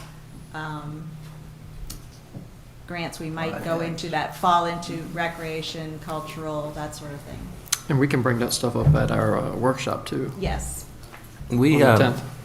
I'm sorry. No, you're good. Go ahead. We actually had bids for that once before, and it wasn't that long ago. It was probably like maybe a year ago. You remember, Probably, right? yeah. And it was really. Do you remember? You want me here or there? Sure. I'll go here. I'll just go here like I'm just here. Drew Ann Welch, 222 Cypress Avenue, and I was going to bring up the same thing, Commissioner. I believe it was in 2023 that one of the previous city administrators, going back to probably Miss Evans, I think present. it was 3 bids. I think she had talked about getting the pickleball court. I remember that. They had talked about writing an ECHO grant. So we may have somewhere in City Hall, at least information, we should have information somewhere from the grant that she suggested, because they were going out for an ECHO grant for this. It was 22 or 23. It shouldn't be that It wasn't that expensive. long ago, but it was in that time frame. It was in that time frame. I think, yeah. But yeah, and it was in the minutes. It was absolutely stunning how expensive it was. Yes. Remember that? Yeah. It's We like can't afford expensive, $60,000. we have a very limited work What budget. location were they looking at then? The same place. The same place, Okay, Mary gotcha. Louise Park. Yeah. Okay. There But was, it was in the minutes at one point in time. We can probably look. yeah, I'm pretty sure I could find Mainly it. about I might probably still have surfacing, the bids too. Okay. Okay, well, I'm just putting it out there because 2 residents are interested in that particular grant, but if you have any other ideas, and I'll put this on the priorities workshop so we can discuss it further there. Okay.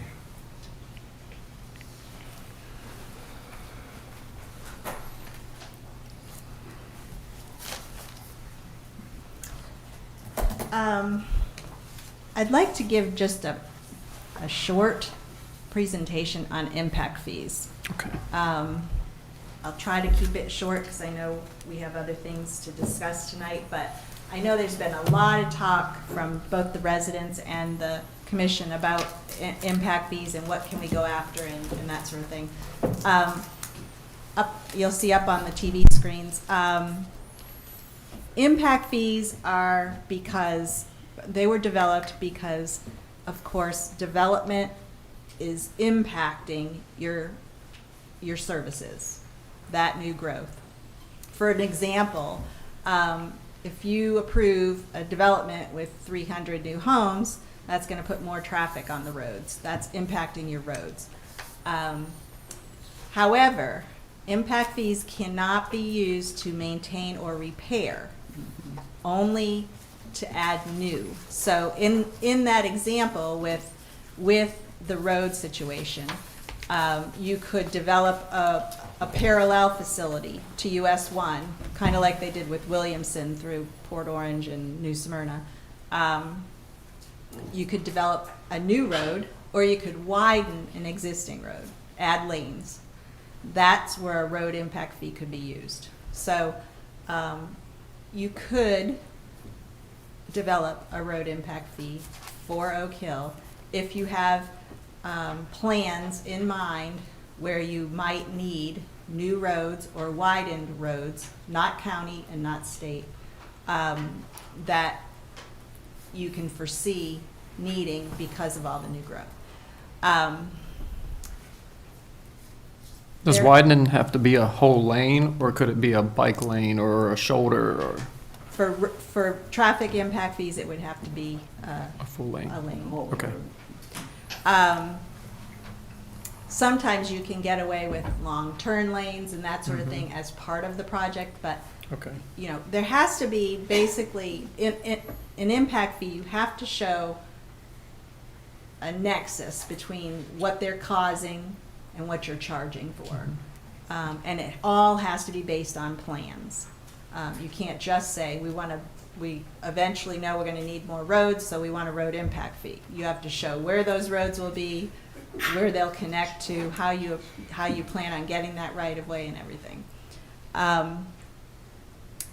So the important thing is too that you do these studies. I know we all hate when I talk about, you know, it's necessitated by a study before you can charge the fee, but you have to use methodologies that are acceptable in court. Otherwise, developers have gotten very smart about challenging your impact fees and getting them overturned. So let's see. And then if they're doing something in their developments or outside their developments, but they're paying for it, then they get credits. So for example, if Town Center was giving you property for a new school, they would not pay 100% of the school impact fee because they would get credit for that land they're giving you. So again, they're only paying their proportionate fair share, what they're due. if they were giving parkland, not for their residents, but public parks, if we negotiated a park with one of them, then when they came in to pay their park impact fees, it would be reduced because they're already contributing that property. And then most often, the impact fees are paid either when they pull their permit or before they get the CO. So most times, either when they come in to get the new home permit, they're paying all their impact fees. Or before Dennis issues the certificate of occupancy for that house, they're having to come in and pay those fees. And it's pricey. I think even without us having any impact fees to speak of, the Habitat for Humanity's house that they just built, between all the fees they have to pay for fire and water and wastewater and all this to the county, was over $10,000. So that gets passed along to of course, to the buyer when the home builders are deciding what to charge for the homes. And then the other thing that's important to know is that when you collect impact fees, they have to be spent within a certain time period. Normally, they tie it to a 5-year plan. So if you're collecting something, you have a 5-year capital plan, you might have to design the road in year 1 and save in year 2 and then start construction in year 3. You have to show a plan that you're going to expend those monies, that it's not just going to collect interest in the bank. So I have looked at the types of impact fees that the city could decide to enact. You have parks, which is, again, only new. It's not gonna repair or maintain anything in our current parks, but it could be used for new land, new buildings, facilities on that new land, ball fields, playground equipment, that sort of thing. You have a general government impact fee that can be used to build a bigger city hall, because you fill the room already with the residents you have now. In 5 years from now, you're going to need a bigger room. So a general government impact fee can be used for that purpose. Roads, like we've already explained, it's new roads or widened roads. Police, you can do a police impact fee because eventually you're going to need a larger police station. Right now you have 2 deputies that share that tiny little space back there, but at some point you're probably going to have 4 deputies on at once and need more room. A police impact fee can also cover the cost of additional officers, their cars, their equipment. Volusia County Sheriff's, I was surprised to see that they do not charge an impact fee. They've split from the county now, so they have a separate budget than the county. I'm going to be meeting with them to see what they think of the city. If you're interested in a police impact fee, what they think of the city having one, because what it would do is help as right now they're charging $600,000 or $700,000 a year. When they add that next deputy, they're going to go up on your cost. So if we provide them with police impact fees, so it can cover the car and cover the officer, maybe the impact won't be so great on how much they raise the cost of that service. Same exact thing with fire. Schools is out of our hands. The school board collects those, so we don't have anything to do with that other than telling them that we have development, and then they decide what they do charge to the developers. Same with water and wastewater. We don't have anything to do with that because we don't provide that service. That's through the county. Stormwater, last meeting I said I've never heard of a stormwater impact fee, and I don't know anywhere that's ever had a stormwater impact fee. The mayor found one, and the city attorney found, so there's 2 jurisdictions in Florida where so far I've looked everywhere, and those 2, North Miami and Niceville. Niceville, I think they enacted an arbitrary number. They just picked a number, which is fine. Developers will come in and pay that until one says, you know, how'd you come up with that? But North Miami Beach did come up with an impact fee based on a good methodology that I could determine. The only thing is, you know, you're looking at a study that probably costs $40,000, and because they get credit for putting in their own ponds and their own stormwater systems, you have to back off that impact fee for those things. So in their case, they ended up with I think it was like $200 per house. So how many homes are you going to have to build to cover the cost of that $40,000 study? So I just wanted to kind of give you an overview of that, that you do have the right to do a park, a general government, a roads, a police, a fire, and a stormwater. Right now, I'm recommending that you at least do a parks, because you need to be ready when they start building all these homes to capture that money, so that you can keep up with your park system. None of those developments were negotiated with park sites in them. Maybe private amenities, but no public. So no additional ball fields, no additional anything, and you're doubling the size of your city. So I'm recommending we go ahead with that. It's going to be an expensive study. I've got to try and see if we can afford it this year or not, but I think it's important to have that in place by the time the first house permit gets pulled in these new subdivisions. And we could talk about some of the other ones as, you know, as we go, but it's going to be a front end high cost for these studies, and then you'll get that money back as the homes start to be built. Okay. I know that's a lot, but I just kind of wanted to, a lot of people have kind of Something brought we up- can look at putting into our budget next year, being that we have no money in our budget this Right, year. right. Do you have any questions on that?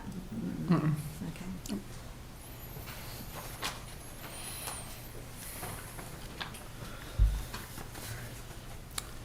City Attorney, do you have anything to add? Yeah, I Or have anything? a couple of points that I'd like to address. There's a number of different items that we've been working on. I'd like to give the commission an update.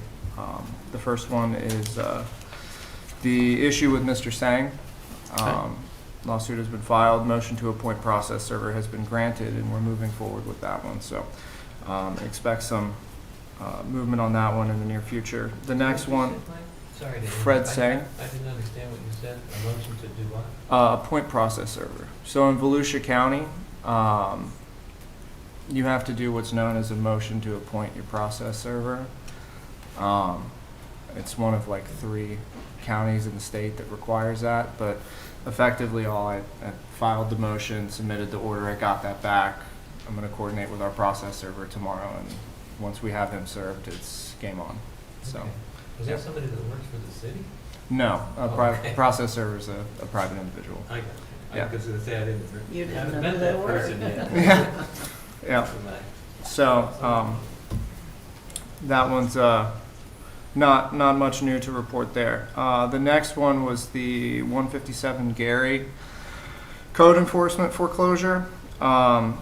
We've started the process of moving forward with foreclosing on the code enforcement liens in that on that property.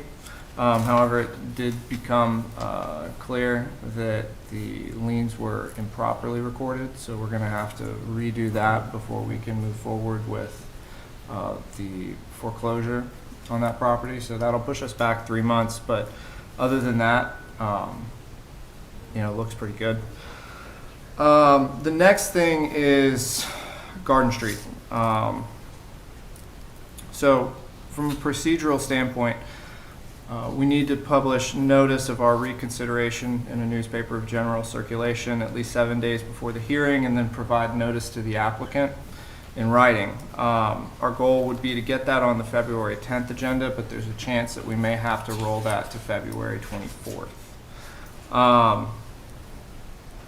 So if you have any, specific questions about that, I'm happy to address, but that's what we have as far as a procedural update on that one. Have we heard anything from the attorney that had written about from the developer? I actually did speak with the Developers Council last Wednesday. And we had a conversation about some of the more substantive issues that have been identified. Namely the big change in the stormwater configuration, the use of the sump pumps and the pipes under the homes.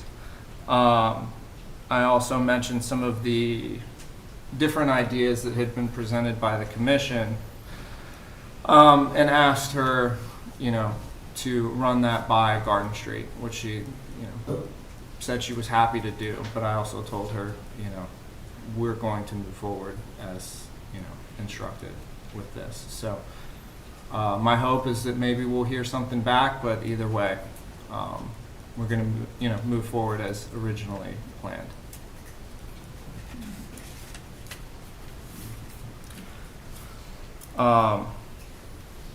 Anything else on that one before we move forward?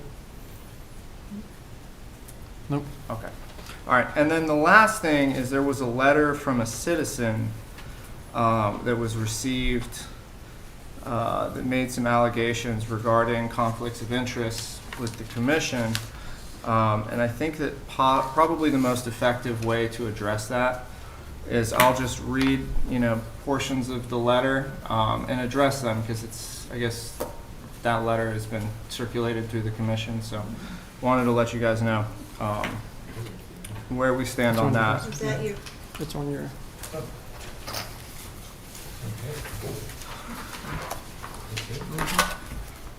So the letter starts out, I believe there are several voting conflicts by 3 current commissioners. They have all at one time or another been participants in legal actions brought against the city. These actions are the result of past commission votes to approve the Garden Street development. On 1/27/25 commission meeting, you are again faced with reversing the Garden Street final development plan vote. I believe the commission has voting conflicts in the issue.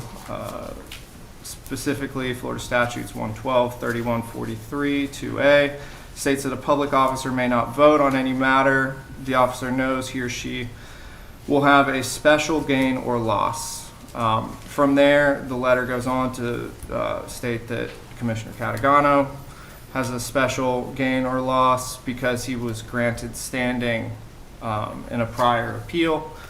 And it says, therefore, under this law, he should not have voted on the matter. Commissioner Catagano also voted on the Sunshine Act case, so that motion is not valid. He should not have voted. The citizen correctly points to the correct statute, but misapplies the standard. Basically, the argument is that Commissioner Catagano had standing to bring the petition for cert. He then would have a special gain or loss as contemplated by the ethics statute, and that's just not correct.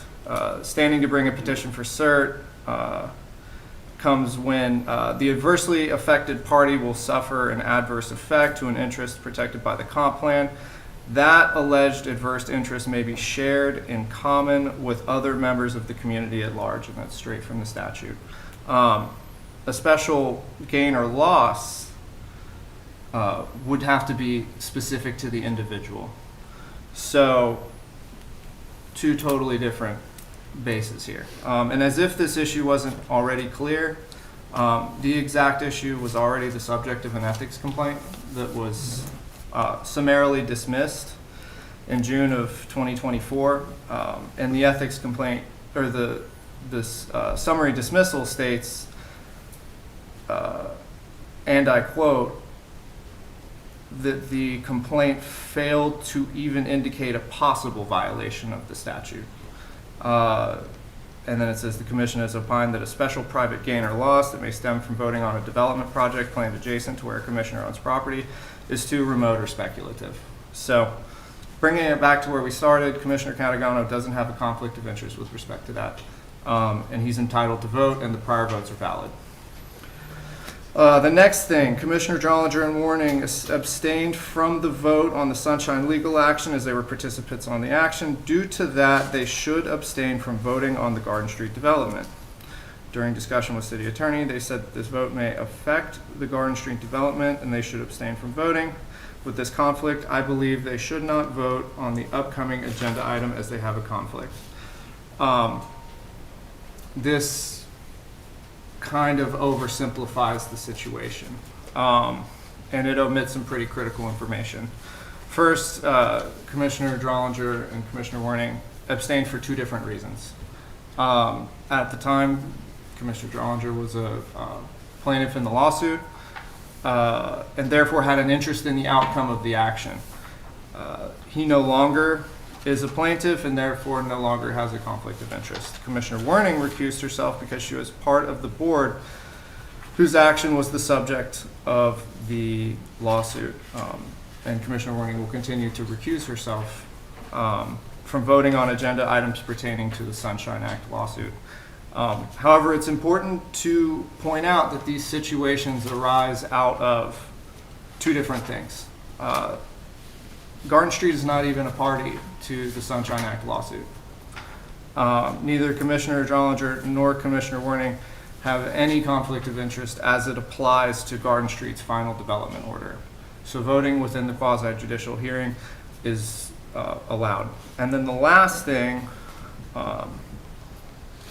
is they allege that the process to find a city attorney was not followed. The rule requires 3 sealed bids should be obtained. This was not done, which I believe creates a conflict. Again, this is incorrect.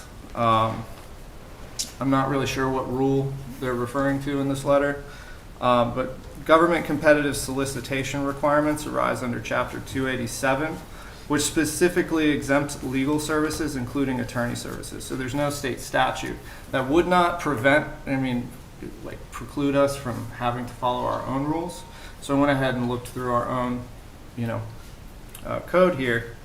And the only competitive solicitation requirements under our code come from Chapter 2, Article 6, Division 2, which are purchasing procedures for goods and contractual services. Contractual services specifically excludes the city attorney position by stating the term services shall not include professional services, so there's no requirement under the code either for that. So basically, long story short, there are no conflict of interest as alleged by this letter. And if you have any further questions, I'm happy to answer. No. Thank you for clarifying that. Yeah.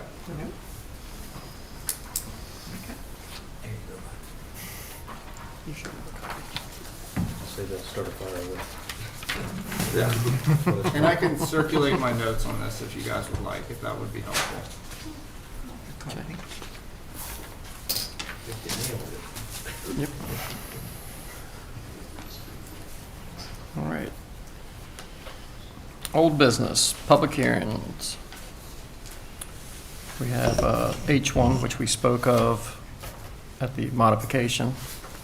The only reason this is on the agenda again is because at the last meeting, when you were talking about the town center CDD, you did not have a motion and a second. Mhm. So, I'll make a motion that we approve. Do we have to reread it back in since he's made a motion? the motion was not to reopen Right. the town center CDD. Okay.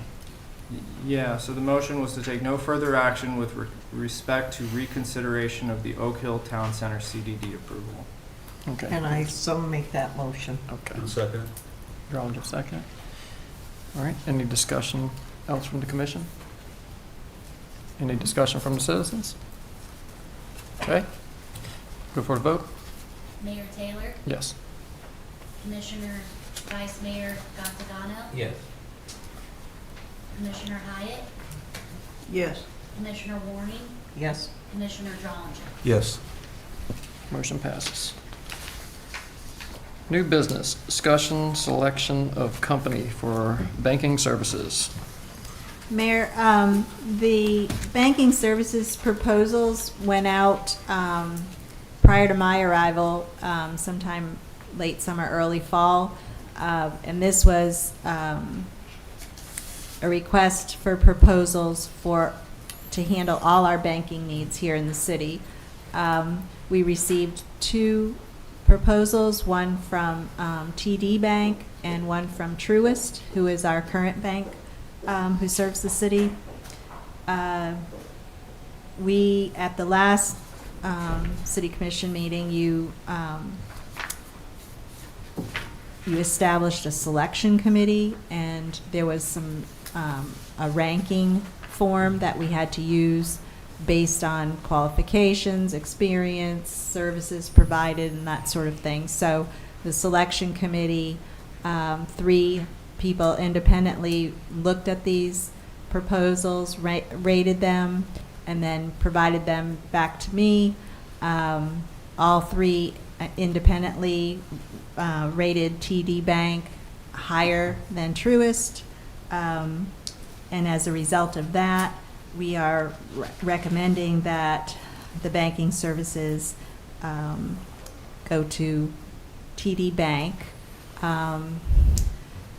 There were several reasons provided, but probably the 2 most important to us here at the city were that we've had some issues in dealing with some customer service between us and the bank, and we really need that to work seamlessly, and haven't felt that that was the case lately. And as well, with the new proposals, the TD Bank is offering higher interest rates on our money in the bank. So that was an important thing as to why the commission, as I understand it, went out to look for banks in the first place. So I've invited both banks here tonight if you would like to hear from them or if you have specific questions. And with that, I'll turn it over to the mayor.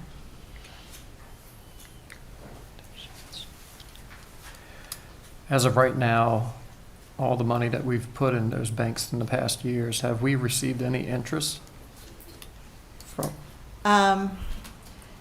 We have received interest, and maybe Truist can talk to this, but we also have fees as well, so that offsets some of that interest. When I got here, I worked with them to increase the interest in one account a little bit, but it's still negligible.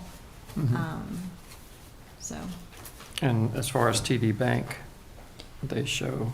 As part of the proposal, they had to basically tell us how they would structure their fees, as well as the interest. And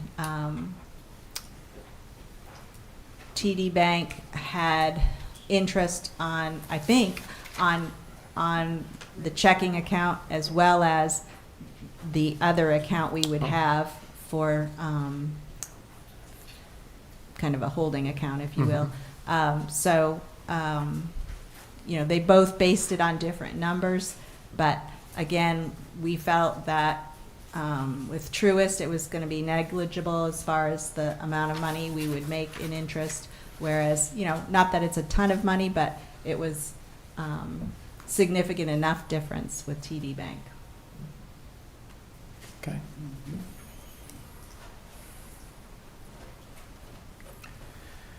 Does anyone have any questions that they'd for the? Would you want to hear from the banks, or? Yeah, they'd like to speak, absolutely. Yes. They Do you have something they someone wanna from say. Truist here? Truist. Would you like to speak? If you have any questions, I'm happy to answer your questions. Okay. Do we have anybody from SunTrust or TD? Truist? TD Bank? TD Bank. Truist? Okay.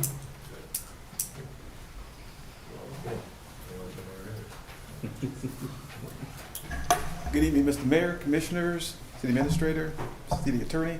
My name is Weldon Ledbetter, the Government Banking Relationship Manager for TD Bank. This is my counterpart here, Terry Locke. Terry is the government banker who covers North Florida. We are very committed to delivering what we call legendary customer service to our clients.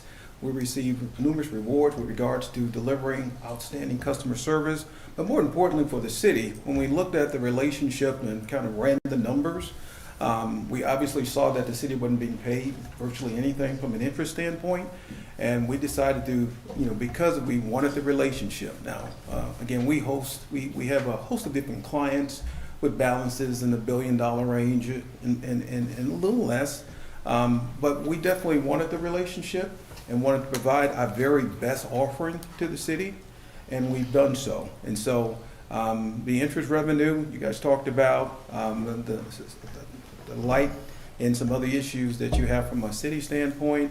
I think the interest revenue that we'll be paying the city on an annual or monthly basis is be fairly aggressive to where you're able to do a lot more with it. And with TD Bank, it's not a bait and switch. We will provide you with that rate that we committed to, as well as an earnings credit whereby our goal is not trying to charge the city. We charge a sufficient, or provide a sufficient earnings credit rate where you're not paying any service charges. So on all the treasury services that you have, you're not having any service charges. And on all the accounts, no matter if you open additional accounts in the future, you will still be paid interest on those accounts. So we look at the entire relationship, and we'll pay the city a very aggressive interest rate. And so and our position is that when the feds make adjustments, that's typically when we make adjustments, whether it's up or down, we still come to our clients and let them know that the feds are raising interest rates 25 basis points, so we're going to pass that on to the city. And that's been our approach historically since I've been a part of government banking for TD Bank. I've been in banking for over 30 years. My counterpart has been in banking for about 20 years. So very, very committed to the customer. I had a role in that life when I was with B of A. We're very committed in developing initiatives and strategies to deliver the best customer service to clients, and very committed to that. So when you guys have questions, the finance team have questions with regards to the account, we're extremely responsive in making sure that we take care of you from a customer service standpoint, even our financial centers, doing the very best for our clients. So we're very committed to delivering the very best. Now, I cover the Central Florida market, and my partner here, he will actually be covering North Florida and handling the relationship with the city of Oak Hill. So I'll be happy to answer any questions that you might have. And we will be, whomever you select tonight, we will be bringing back a contract. So you'll see that again, and then we'll go from there to, do whatever to move forward.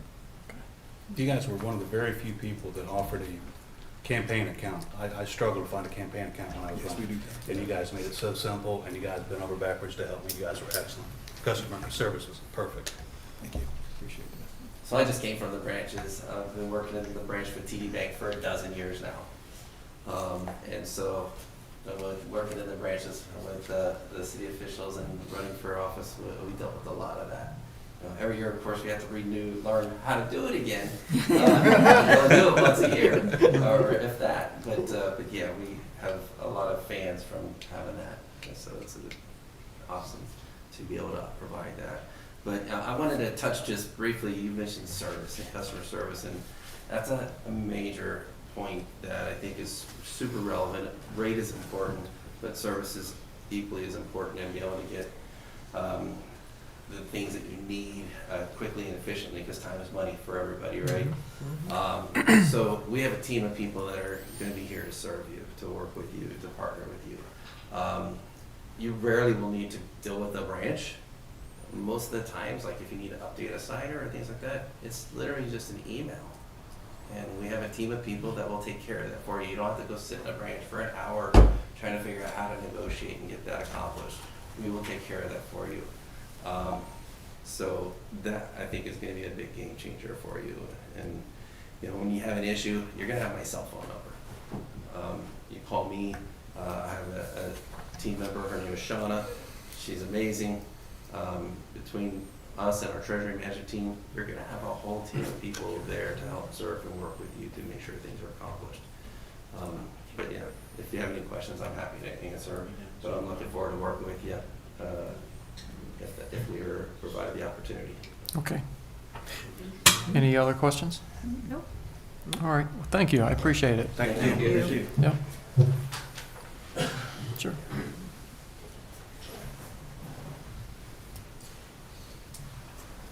I'm Justin Belanger from Truist. I also have a partner. His name is Brian Gibson. He's a specialist in public finance. He's not able to make it here tonight because he has a sick child. My specialty is working capital finance. So I'm the one who put together this proposal. This came to our attention that the city's accounts are really domiciled out of the branches, not taking advantage of our government group. And so I think there was, I don't know if there was a lack of communication or what, but we just like TD Bank, we have a government group. We have client service folks tied directly to our treasury team. So it's a completely different level of service compared to what you guys have been experienced. Not sure how you guys ended up in the branch, if you opened up accounts directly through the local branch, but you were not part of the government group up to this point. And I think that just recently came to light in this RFP process that was communicated to us. Happy to answer any questions. Our proposal offers two different options for you. One where we provided all of the treasury services that were requested, an alternate scenario where we looked at your transactions, the transaction volumes, the balances, and tried to come up with some alternative ideas. You'll see that there's two different pricing scenarios tied to that. One that eliminates all service charges, pays you interest on your balances. Another one that gives you all of the services that you asked for. Some of those probably wouldn't provide much value, but because they were requested in the RFP, we provided that to you. There's an out-of-pocket expense for that.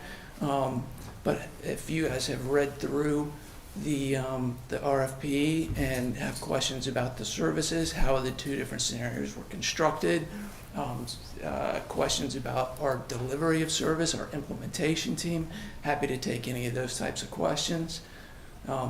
Anything that I can answer for you. Okay.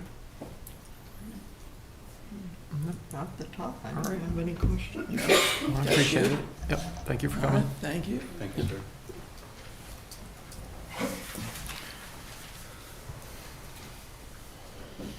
Okay, so we were brought here to select a bank, and staff's recommendation was TD. And there's no other questions. Do we want A to, motion? need a motion? Make a I'll second it. So Linda made a motion, Mark made a second. And any more questions before we go to the? Is that to go with staff recommendation? Is that what you're? Yes. Right, for TD. Any questions, concerns from the public? Okay, none at this time. Go for a vote. Mayor Taylor? Yes. Vice Mayor Gattacano? Yes. Commissioner Hyatt? Yes. Commissioner Warning? Yes. Commissioner Dollinger? Yes. Motion passed. So, like I said, I'll be getting together with the representatives of TD Bank, and we'll bring back a more formal contract for your. All right, thank you, guys.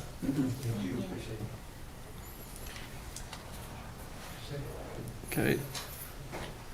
New business, item 2, Julie Wood proposal.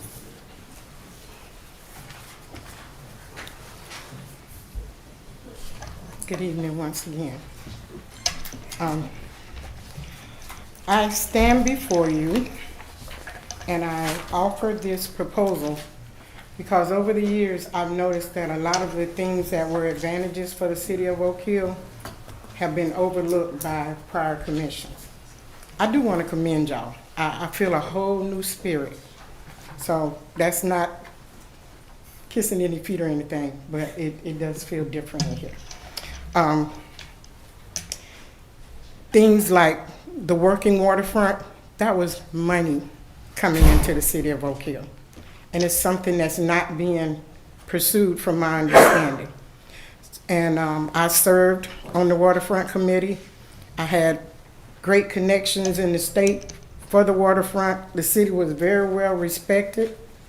We got an award that was up on the end of the highway here for being one of the most progressive cities in the state of Florida.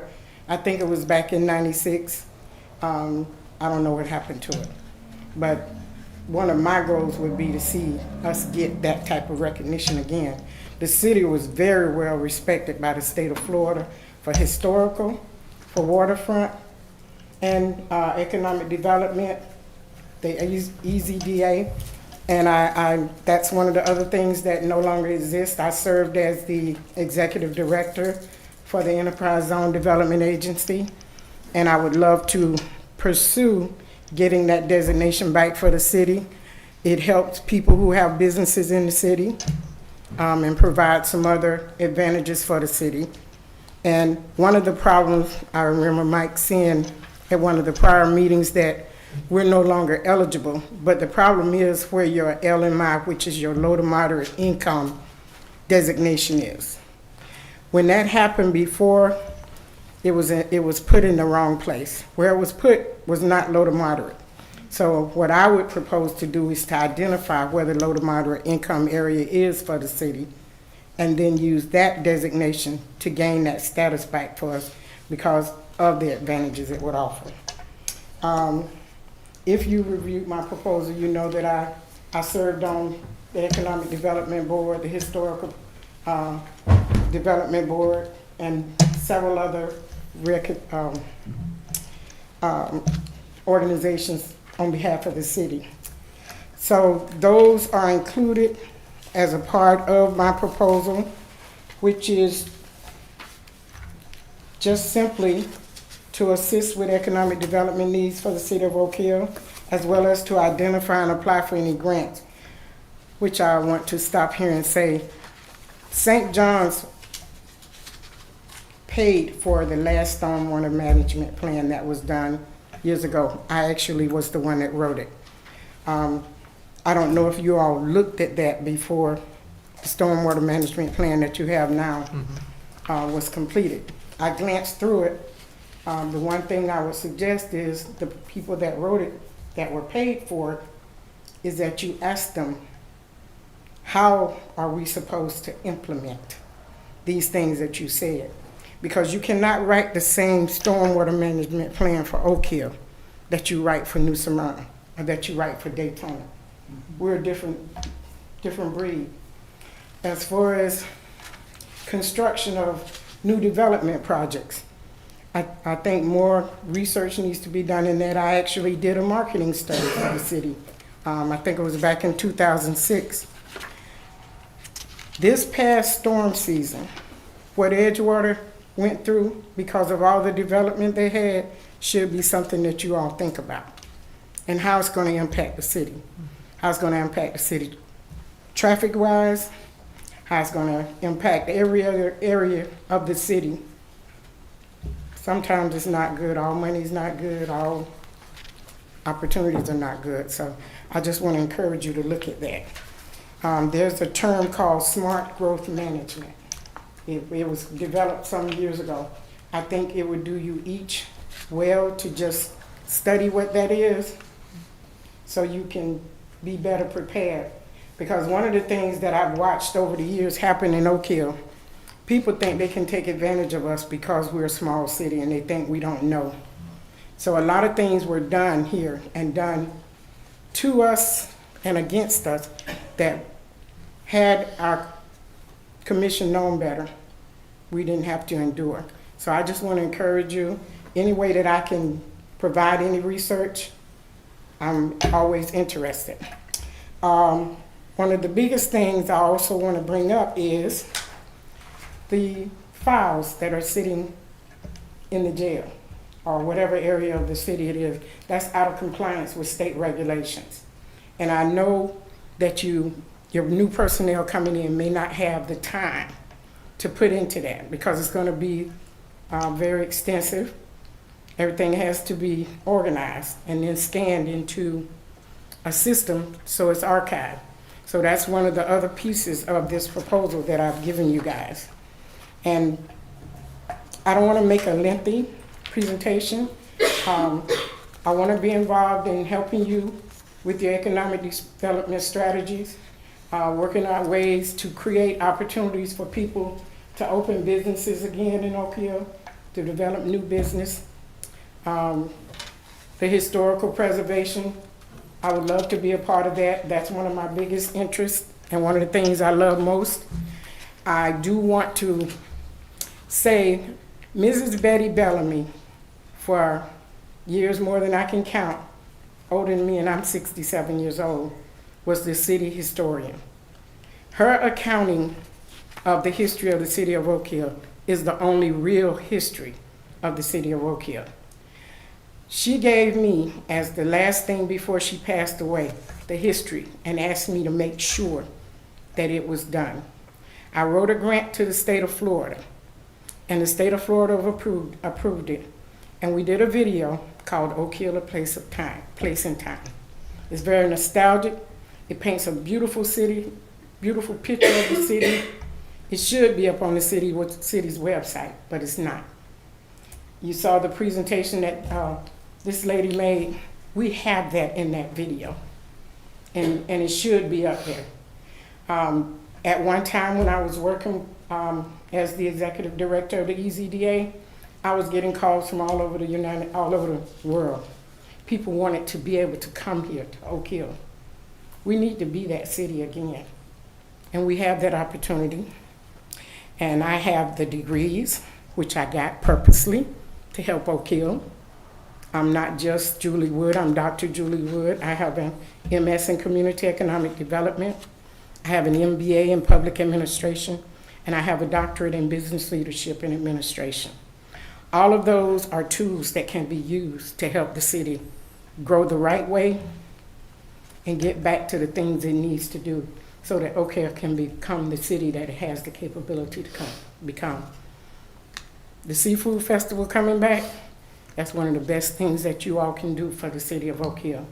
Like I said before, it was known all over the world. Our waters were, and maybe the only ones now, one of only two, they're called Class 2 waters.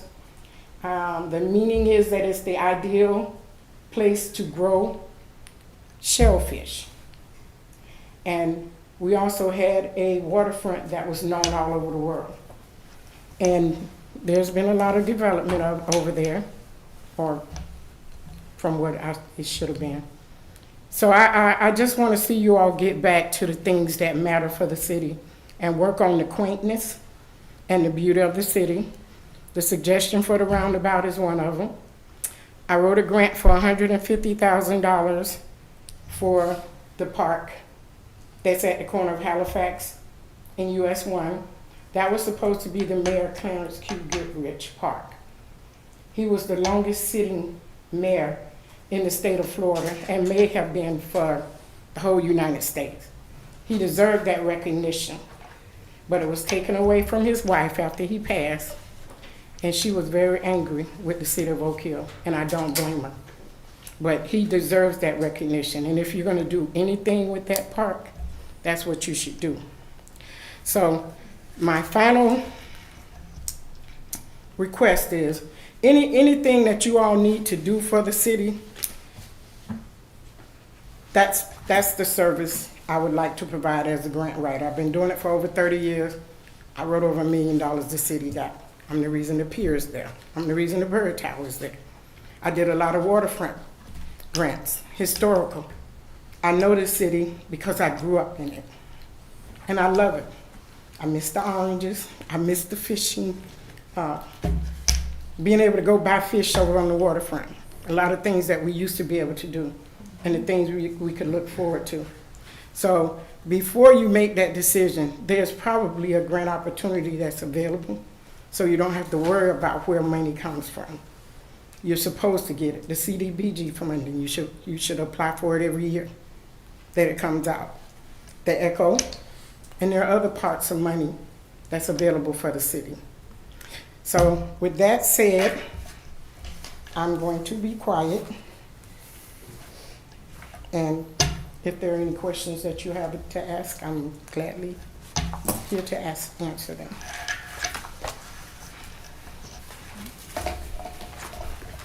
What is the advantage of, what does it mean to the city to be called like an enterprise zone? For businesses, for the city, there are incentives for business owners here, tax incentives, other types of funding. I have to really go back and review it again because it's been over 30 years, no, over 20 years since I've been here for that. But I would have to refresh myself. But when I came in, the city wasn't designated as an enterprise zone. I went in and I spoke with the people that are over it. We became well acquainted with each other, and I developed the proposal that they needed to get the designation, and we got it. And I helped manage it for years without any compensation to make sure that we kept it. And there were some businesses that took advantage. Mike is one of them. So we need to get that back. We don't have it now. No, you don't. And I don't know everything that's missing. I've just been looking and answering questions. Thankfully, I can go back because I kept the records of when I was working with the city, and I know what to look for so that you're on point and not just reacting to people coming up to this podium. I'm a person that can bring funding into the city to take care of the things that we need. You mentioned you would apply for 5 grants. What 5 grants are you speaking of? I'm speaking of historical. I'm speaking of economic development grants. It just depends on what the project is, like the roundabout. If you all decide to go So there. you don't have a specific grant that you're looking at trying to go after? I do, but that's information I would disclose if you hired me. Trade secret. I could tell you and you could go tell somebody else, come on in and get that grant. I understand. Makes sense. But I do know where to go look. And some of the people that I had relationships with that I know will remember me, because I had a very great relationship, are still working in those areas, such as the EZDA. The biggest thing I have a problem with is the total dollar amount. We don't have any of this money in our budget. Yeah, we'd have to budget for that, and in my opinion, We I mean, don't it's have any. tough for us to make a call. And I'd love to turn you loose and just write grants for the whole city, and the fact that you live here, I just love that, you know. But, you know, is there any way we could work out something where you take like a percentage of the grant once you do get it? Because that's our only fear, we just don't have the budget. And I mean, maybe we can do that going forward, but not currently. Well, one of the grants I will tell you that I will go after is CDBG. Mm-hmm. With CDBG, which the last time I participated in writing it was like $625,000. Okay. And Fred Fox Agency wrote it with my assistance, and they got a percentage of that grant for managing it for you. Mm-hmm. That's What does that stand for, that acronym? Community Development Block Grant. Oh, okay, thank you. And you can do housing. There's a number of different things that you can do, improvements for the city. And as I said, I'm coming to you after watching. So there's a lot that I would have to refresh my mind on. But because I did it for years for the city, it's not a hard study. It won't take me a long time. It's just, I just need to refresh myself. could we focus on that one grant and maybe just have you focus on that and pay you for that grant and then use that money going forward to maybe pursue other grants? It's just tough for our budget, you know. Yeah, we need We a have no kickstart. money. Yeah, we have, yeah. We The have same with trying to zero. match funds. Well, that's and- why I'm here, to help Yeah. you get money. I could work that out. It's just a lot If- for us to break off right now for. I understand. If there were other grants that are available, such as the historical grant, I think you need a part 2 Mhm. to where the city is now, from where we left off. Other grants, I mean, we could break it up into pieces. As far as the city records are concerned, you're way out of compliance. That really needs to be taken care of. That's an hourly thing. Yeah, we are working on that. Megan's signed up to go to records management. We've already boxed up a lot of stuff, but she's gonna go and learn about the process for actually submitting that all to the state and getting the authority to have somebody in here to destroy the records. But you need to organize and archive them first. Right, which we are doing. Yes, ma'am. And Megan Bracy has spearheaded that thing, and she's taken off with it and doing really well. Okay. I think this is a great proposal, by the Yes. way. And Thank you. thank you for putting it in. They are right that if you look at our budget, and Janet could probably supply you with a copy of it right now, but for this year, we don't have the money. But if there's any way that you could show us how to get it, we would be more than happy to pay you to work for us. You know what I want to say to that? And the one thing that you can count on from me is honesty. I'm very transparent. That's why I have clients all over the world that love me, because I don't hide things. That's always what I dealt with. Any other people could come in and they're not bringing money. And I would come in and I'm bringing money. And it's always, we don't have the money in the budget. And it's like getting a boyfriend or girlfriend, you make time for what you want to make time for. But I don't mind doing the CDBG grant, but like you said, I would like to be compensated ahead, as well as written into the grant to manage the grant for a percentage and help you all do the things that need to be done for the city, yes. I just have to think about what that price would be and send you a proposal for that. And we can move on from there. You think that'd be a better avenue? Maybe just tackle one for now? You just have to tell me where you get that money. Yeah, Well, we Yeah. have to wait. until because we budget have time. zero. We're getting hit every day with stuff that was neglected before we came in office. I mean, Sadly. yeah. I was in a meeting today for another one, so we're trying to fix it.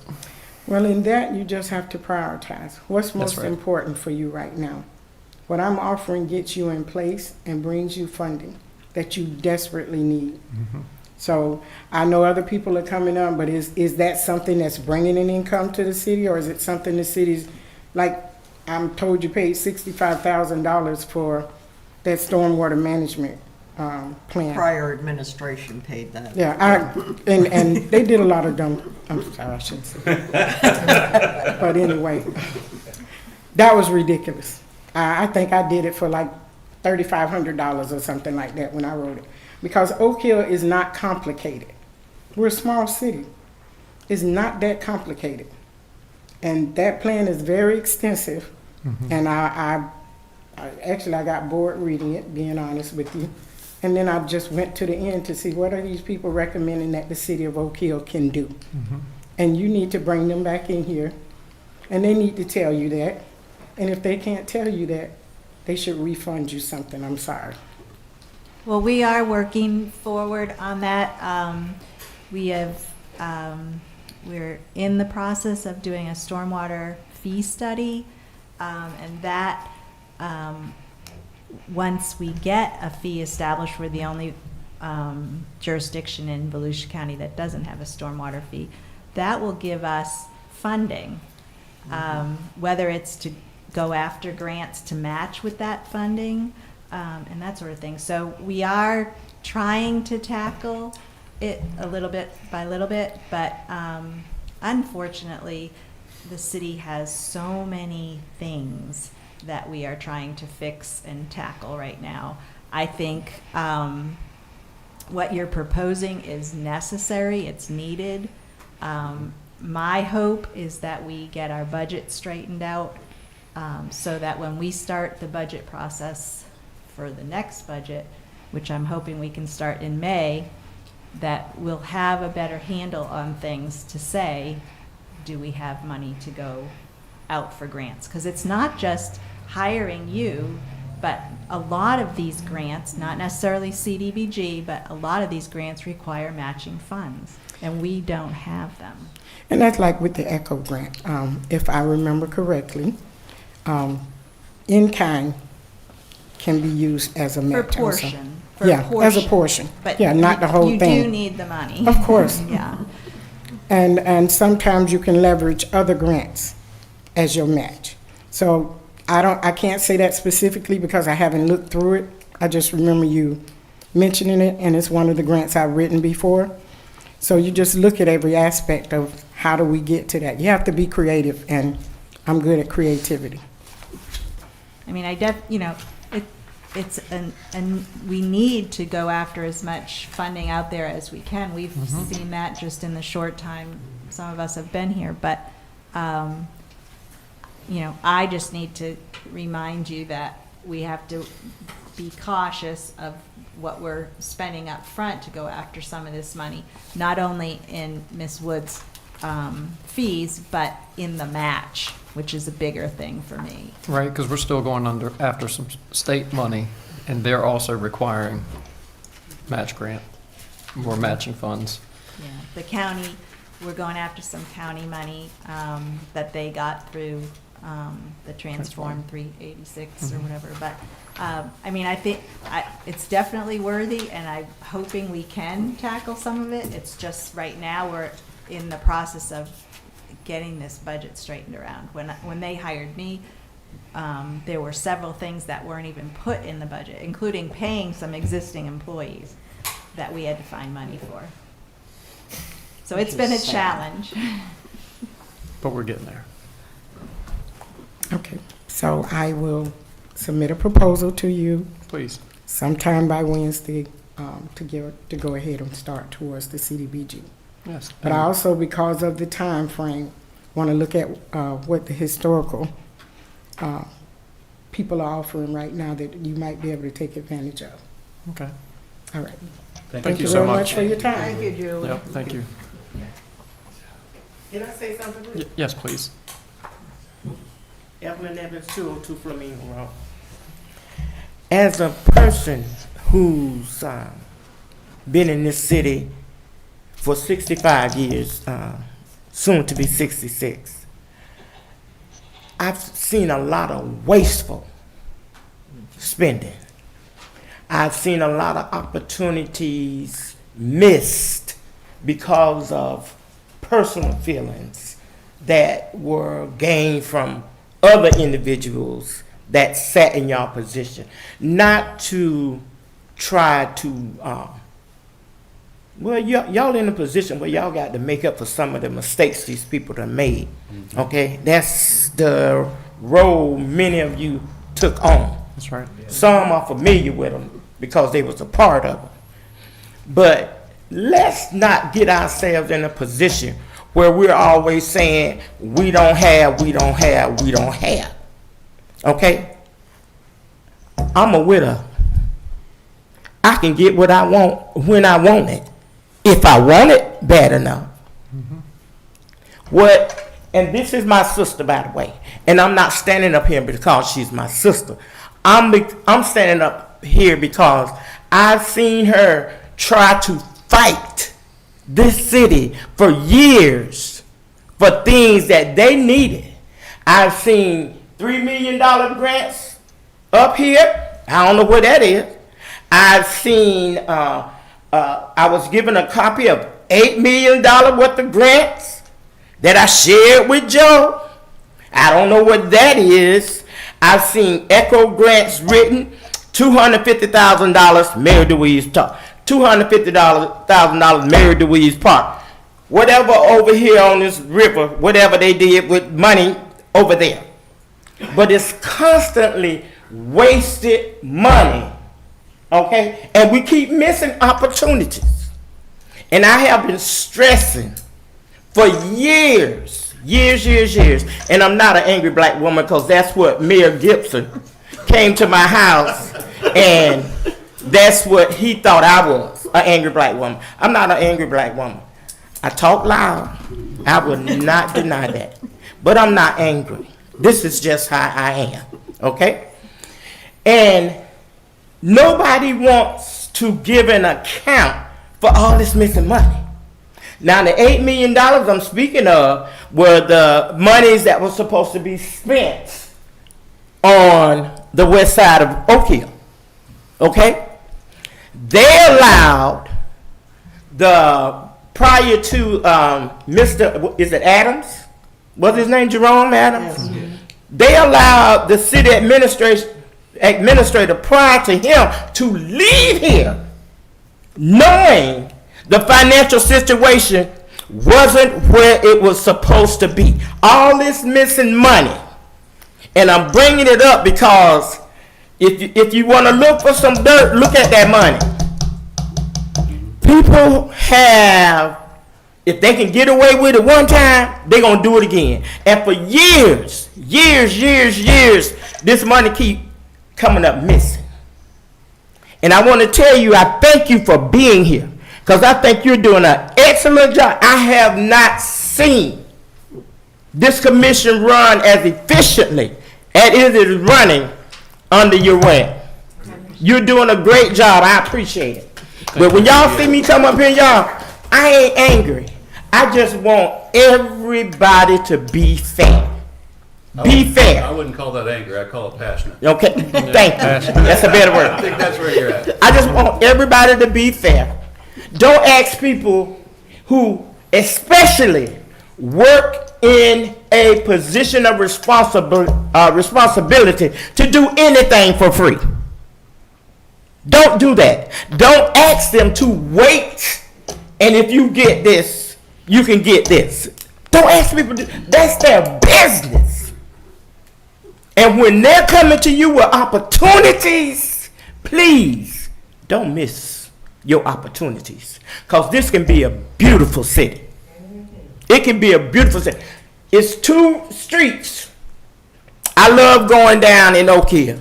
Gaines Street and the north side of Flamingo. Because the south side, if we could be going through California situation with a fire with as much garbage as he has around his house, if a fire starts down there, we gonna burn up because it looks just that bad.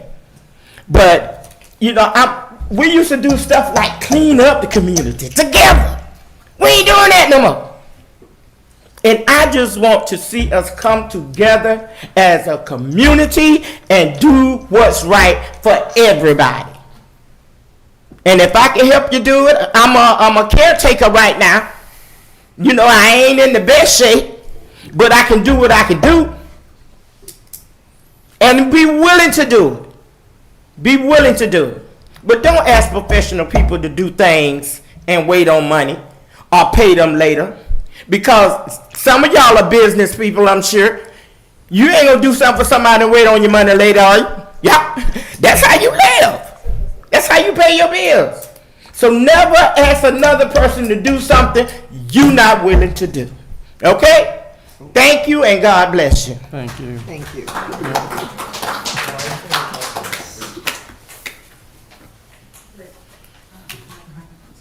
Go ahead, Mike. A couple of, I hope, non-controversial comments on economic development. I saw the sign you were talking about. It was up by Ariel Road on US 1. It said something about best small city in Florida. And I said, hey, what a good deal. Let's find out some information on it. And absolutely nobody knew anything about it. And I think the sign's gone now, which is kind of a shame. We should go back for that one. The sign came from the state. Yeah, no one at the state knew anything, would talk to me. It's just, they didn't know. They didn't want to follow it. I participated in the enterprise zone.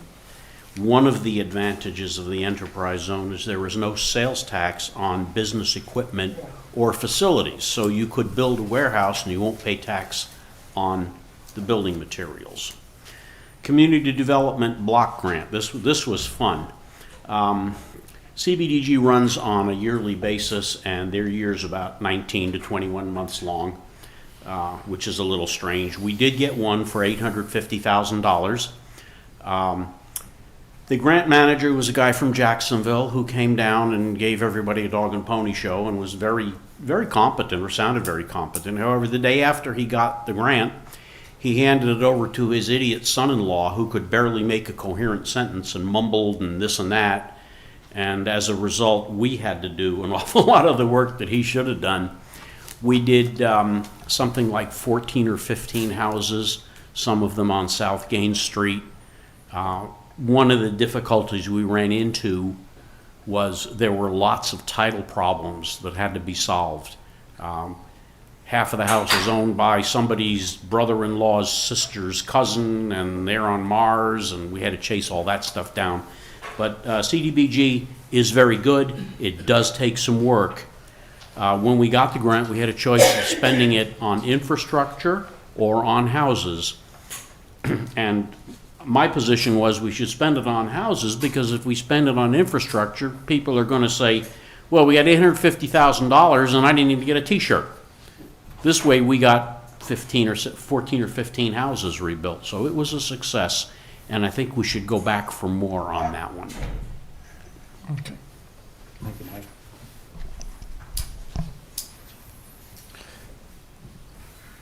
Okay.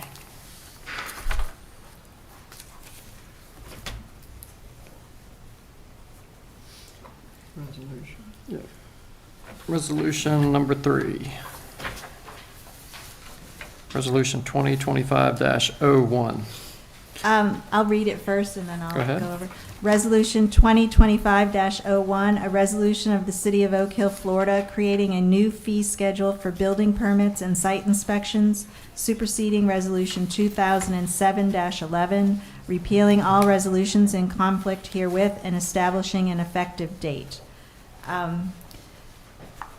This is coming before us tonight because the next item is approval of a work order with Universal Engineering Inspections.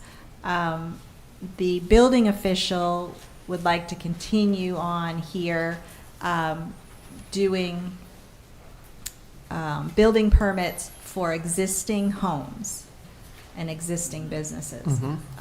He does not want to deal with new homes, new businesses, any site work.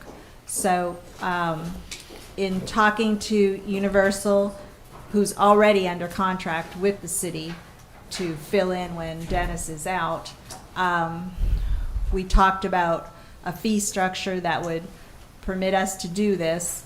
Our fees, our building permit fees have not been increased since 2007, and we do not currently have site inspection fees. So as soon as the first subdivision starts, when we need inspectors looking at the streets and the sidewalks and the ponds and the everything else that goes horizontal before the vertical starts, we don't have fees for that.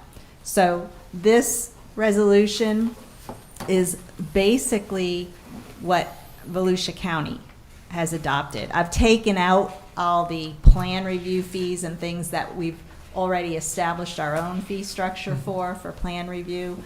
But this is all the building permit and site work fees.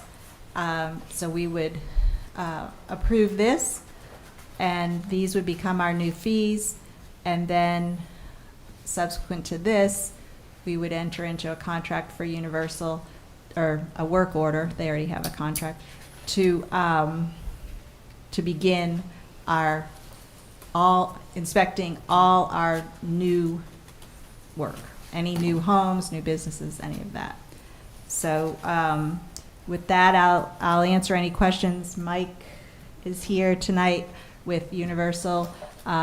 If you have any questions of him, Mike and Dennis and I have all sat down and talked about this. I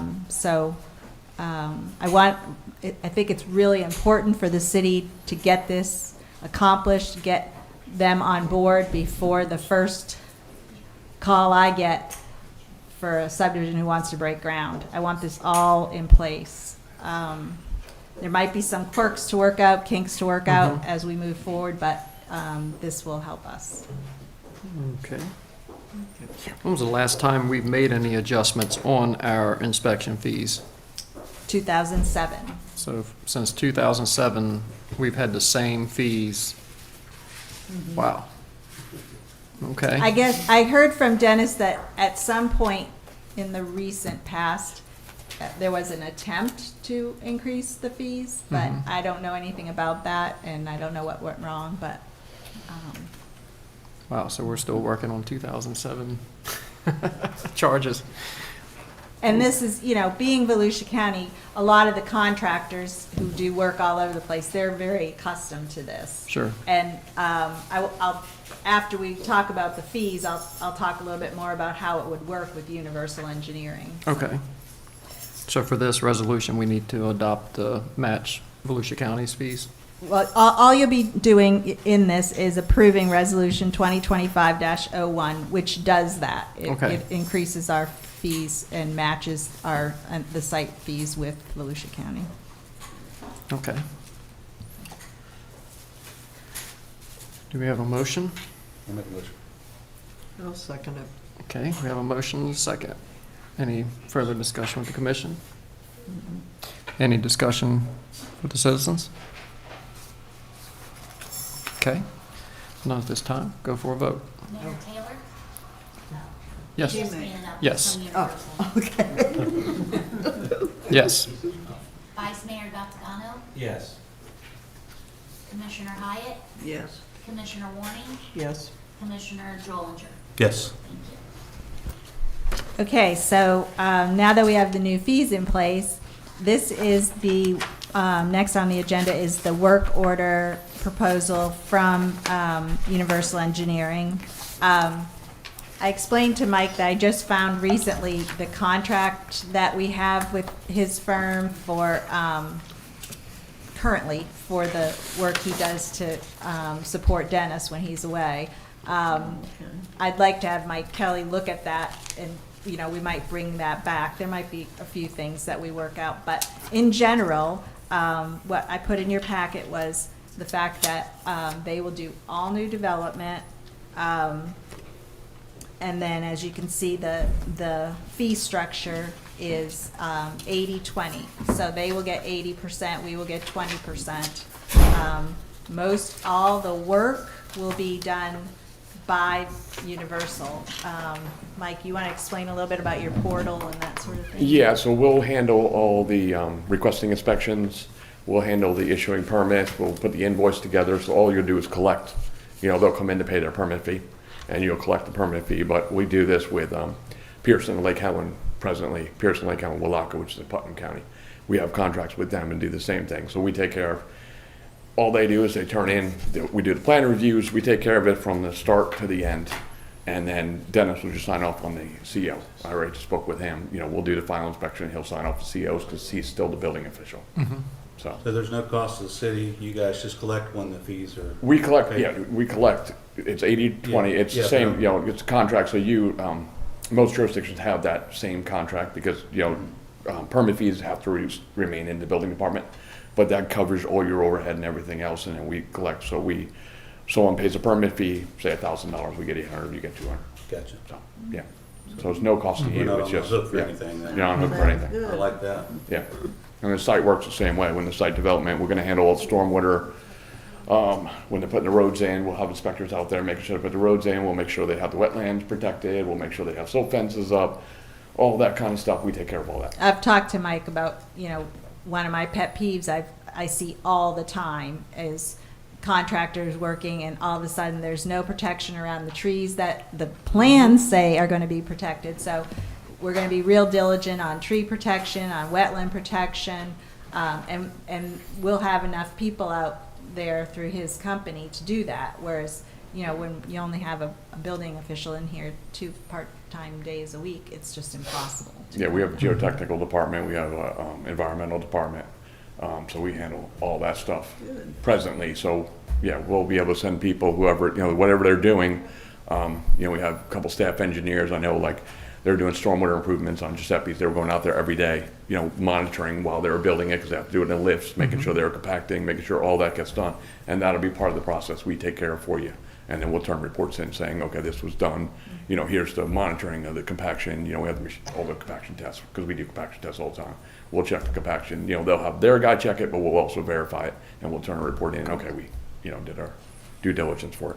That's good. Oh, I'm sorry, go ahead. What I want to have happen is that we have this system, kind of, everybody knows what everybody's part in it is before I get the first call, which is coming, by the way, to have a pre-construction conference on one of these new developments. So who would be the point of contact with you guys? I mean, you would be the man. Yep. So Janet, anytime she needs you, she can call you Yep. and. Yeah, and we have a Okay. great working relationship. We've been working with City of Oak Hill for 4 years now, because every time Dennis is on vacation, you know, we take care of all the They fill in. inspections. If they get overloaded, we come and do the inspection. So we've been, it's not like we're walking into Oak Hill, never been here before. We, you know, Already we've been doing relationship. inspections here over the years. Yeah. So, but yeah, no, I'm the point of contact. I mean, Dakota is my permit tech. She'll be the one handling the permits. That's what she does for Lake Helen and Pearson and Willaca. She puts the permits together, puts the invoices together, puts everything together, sends it off to them, and then person comes in and pays their fee, and you hand them a permit, and we take care of it. So, Sounds great. yeah, and we have a portal. That's what she was mentioning. We have a portal that they do all their scheduling be online. And then when they schedule, you'll get a copy of it, you know, saying that one's been scheduled. So you can go on the portal and check, make sure where inspection sequence is. I was talking to Dennis about that. So he can kind of monitor what's going on, because he's still, I'm a building official, but he's still a building official, but he's the one for here. So it's still his responsibility overall as a building official. My only question to you is, down the road, should Dennis retire? Currently, you have Dennis doing the COs. We'll take over. You have the staffing, and so you can take Yep. over and I have do me. the COs. We have 2 building officials in my office. I have Okay. me and I have one. We have 13 inspectors. We have a commercial electrical inspector. We have 2 commercial electrical inspectors. We have 2 commercial plumbing and mechanical inspectors. We got a bunch of single-family residents, which is, you know, the guys that handle all the housing. And then we have 5 guys that just do roofs. You know, they're structural inspectors. We have a full staff. I mean, we do this for Lake Helen, we do this for Pearson, we do this for the city of Willaca, and then we have private contracts. We do, even when projects, we've done Daytona Speedway, when Daytona did the renovations on the Speedway. We had an inspector out there pretty much 24 hours a day. We had 2 guys that go out there. One guy went out there in the morning, one guy would go out there, they did it 24 hours a day, because they had to get that thing done. So we've done major projects. We can handle, you know, Oak Hill's a little city. This will not overwhelm us. Yeah. Okay, well, my only We're doing the one in concern was, Edgewater right you now, know, Edgewater, the Taylor Morrison neighborhood and the Miranda homes. We're doing all the inspections in there, because they only have 1 building inspector, so they want him just to do the regular stuff. We do all the inspections over there. Yeah. Awesome. Thank you very much. I got a kind of an odd question for you. Sure. A single-family home, like say from the beginning to the end, I'm just guessing that, you know, based on what you said you do inspections and permitting. Yep. Right? 'Cause that's the 2 main functions that you would. We're gonna do the site, for you guys, we're gonna do the site stuff too, you know, the road development, All the all horizontal the stuff. horizontal stuff, and then we'll take over for the permitting. So there's one fee that's based on just the site work stuff. And then there's another fee that goes for each residence they built. So say a contractor, say Oak Hill Town Center Phase 1, the contractor says, you know, they've got 3 million in site improvements to put in. The permit for the site work is based on that valuation. And then as each thing comes for inspection, you know, the tree saves, the sidewalk, or the road base, or whatever it is, they'll be out there inspecting. So for a regular old single-family home, how much would that in fees actually for just one home from start to finish till you give them The total permit fee will probably be about $1,600. So it would be 20, so what would that be? 400 and 1,200? And you're talking about 21 inspections, a house is 21 inspections. 21 inspections? Yeah, on a house. Yeah. What number did you say again? I'm just ballparking, so don't quote me, but probably about 1,600. And then you get 20%, we get 80%. And we handle, yeah. Thanks. Could we do 25, 75?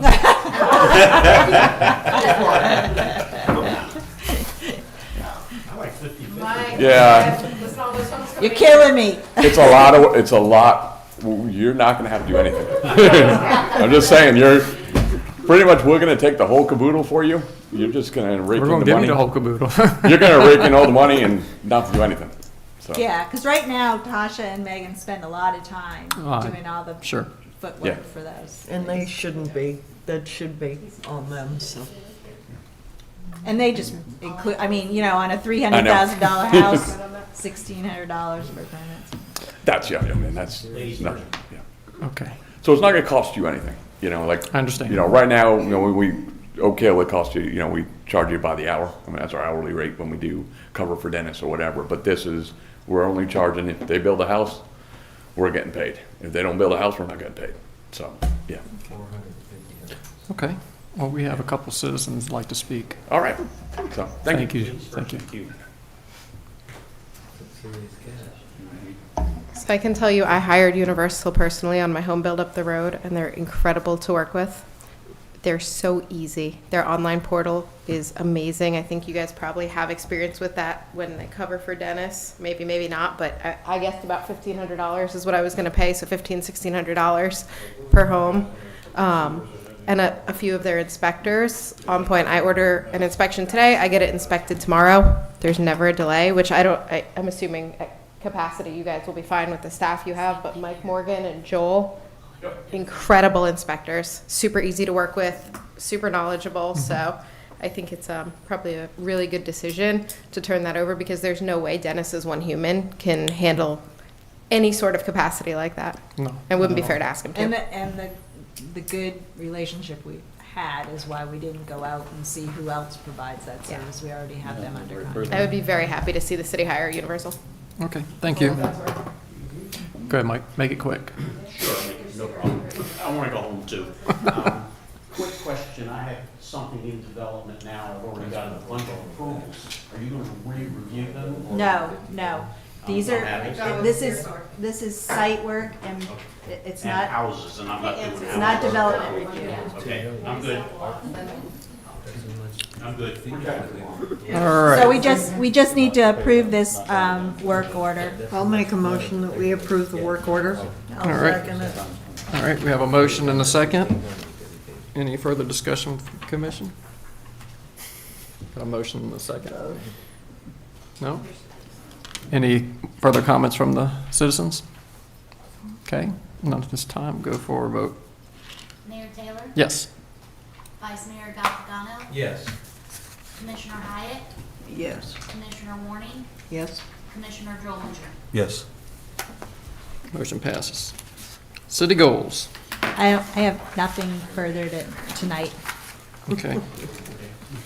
We'll just continue with customer service improvement and employee training and education that we're already involved in, so Mike's already spoke with board and committees. Committees. Yep. Okay, by special request, be fast, right? Yes. Okay. What's the budget for SVA this year? $3.3 million, and remember that we don't pay for that. It's generated by tourists, so it's a perpetual motion machine on other people's money, which I think is a pretty good deal. We got that one, we got that one. You've seen this. I've got, everybody has a copy, and I have some more. Sevmatech and Team Volusia are going to have a booth at Spacecom over in Orlando, which is tomorrow, Wednesday, and Friday. The show is free. Wear a sweater, bring your own food, because their food's expensive and crummy. But, no, really. But what this is basically, the three cities are one economic entity. We are not in competition with Edgewater. We're not in competition with New Smyrna Beach and this stuff. Anything that benefits any of the cities benefits all of us. And you'll see down on the bottom, we're going to have 1,500 homes here. And those people are gonna have jobs up in Edgewater because they have 1 million square feet of flex space going in an industrial park. We'll And have 1 million over 3. square feet, you know, that's like a number. What does that mean? Well, okay, if the building was 200 feet wide, it would be a mile long. It's a pretty big building. And the last item I have is, I will have a brochure for you on the Sevmatech Job Fair on April 1 from 3 to 7 at the Brannan Center in New Smyrna Beach. Okay, get with Megan and she'll put that on my calendar. Absolutely. Okay, that shall conclude. Do we have a motion? Motion to adjourn? We have a motion to adjourn. All right. All right, second. All good? All good.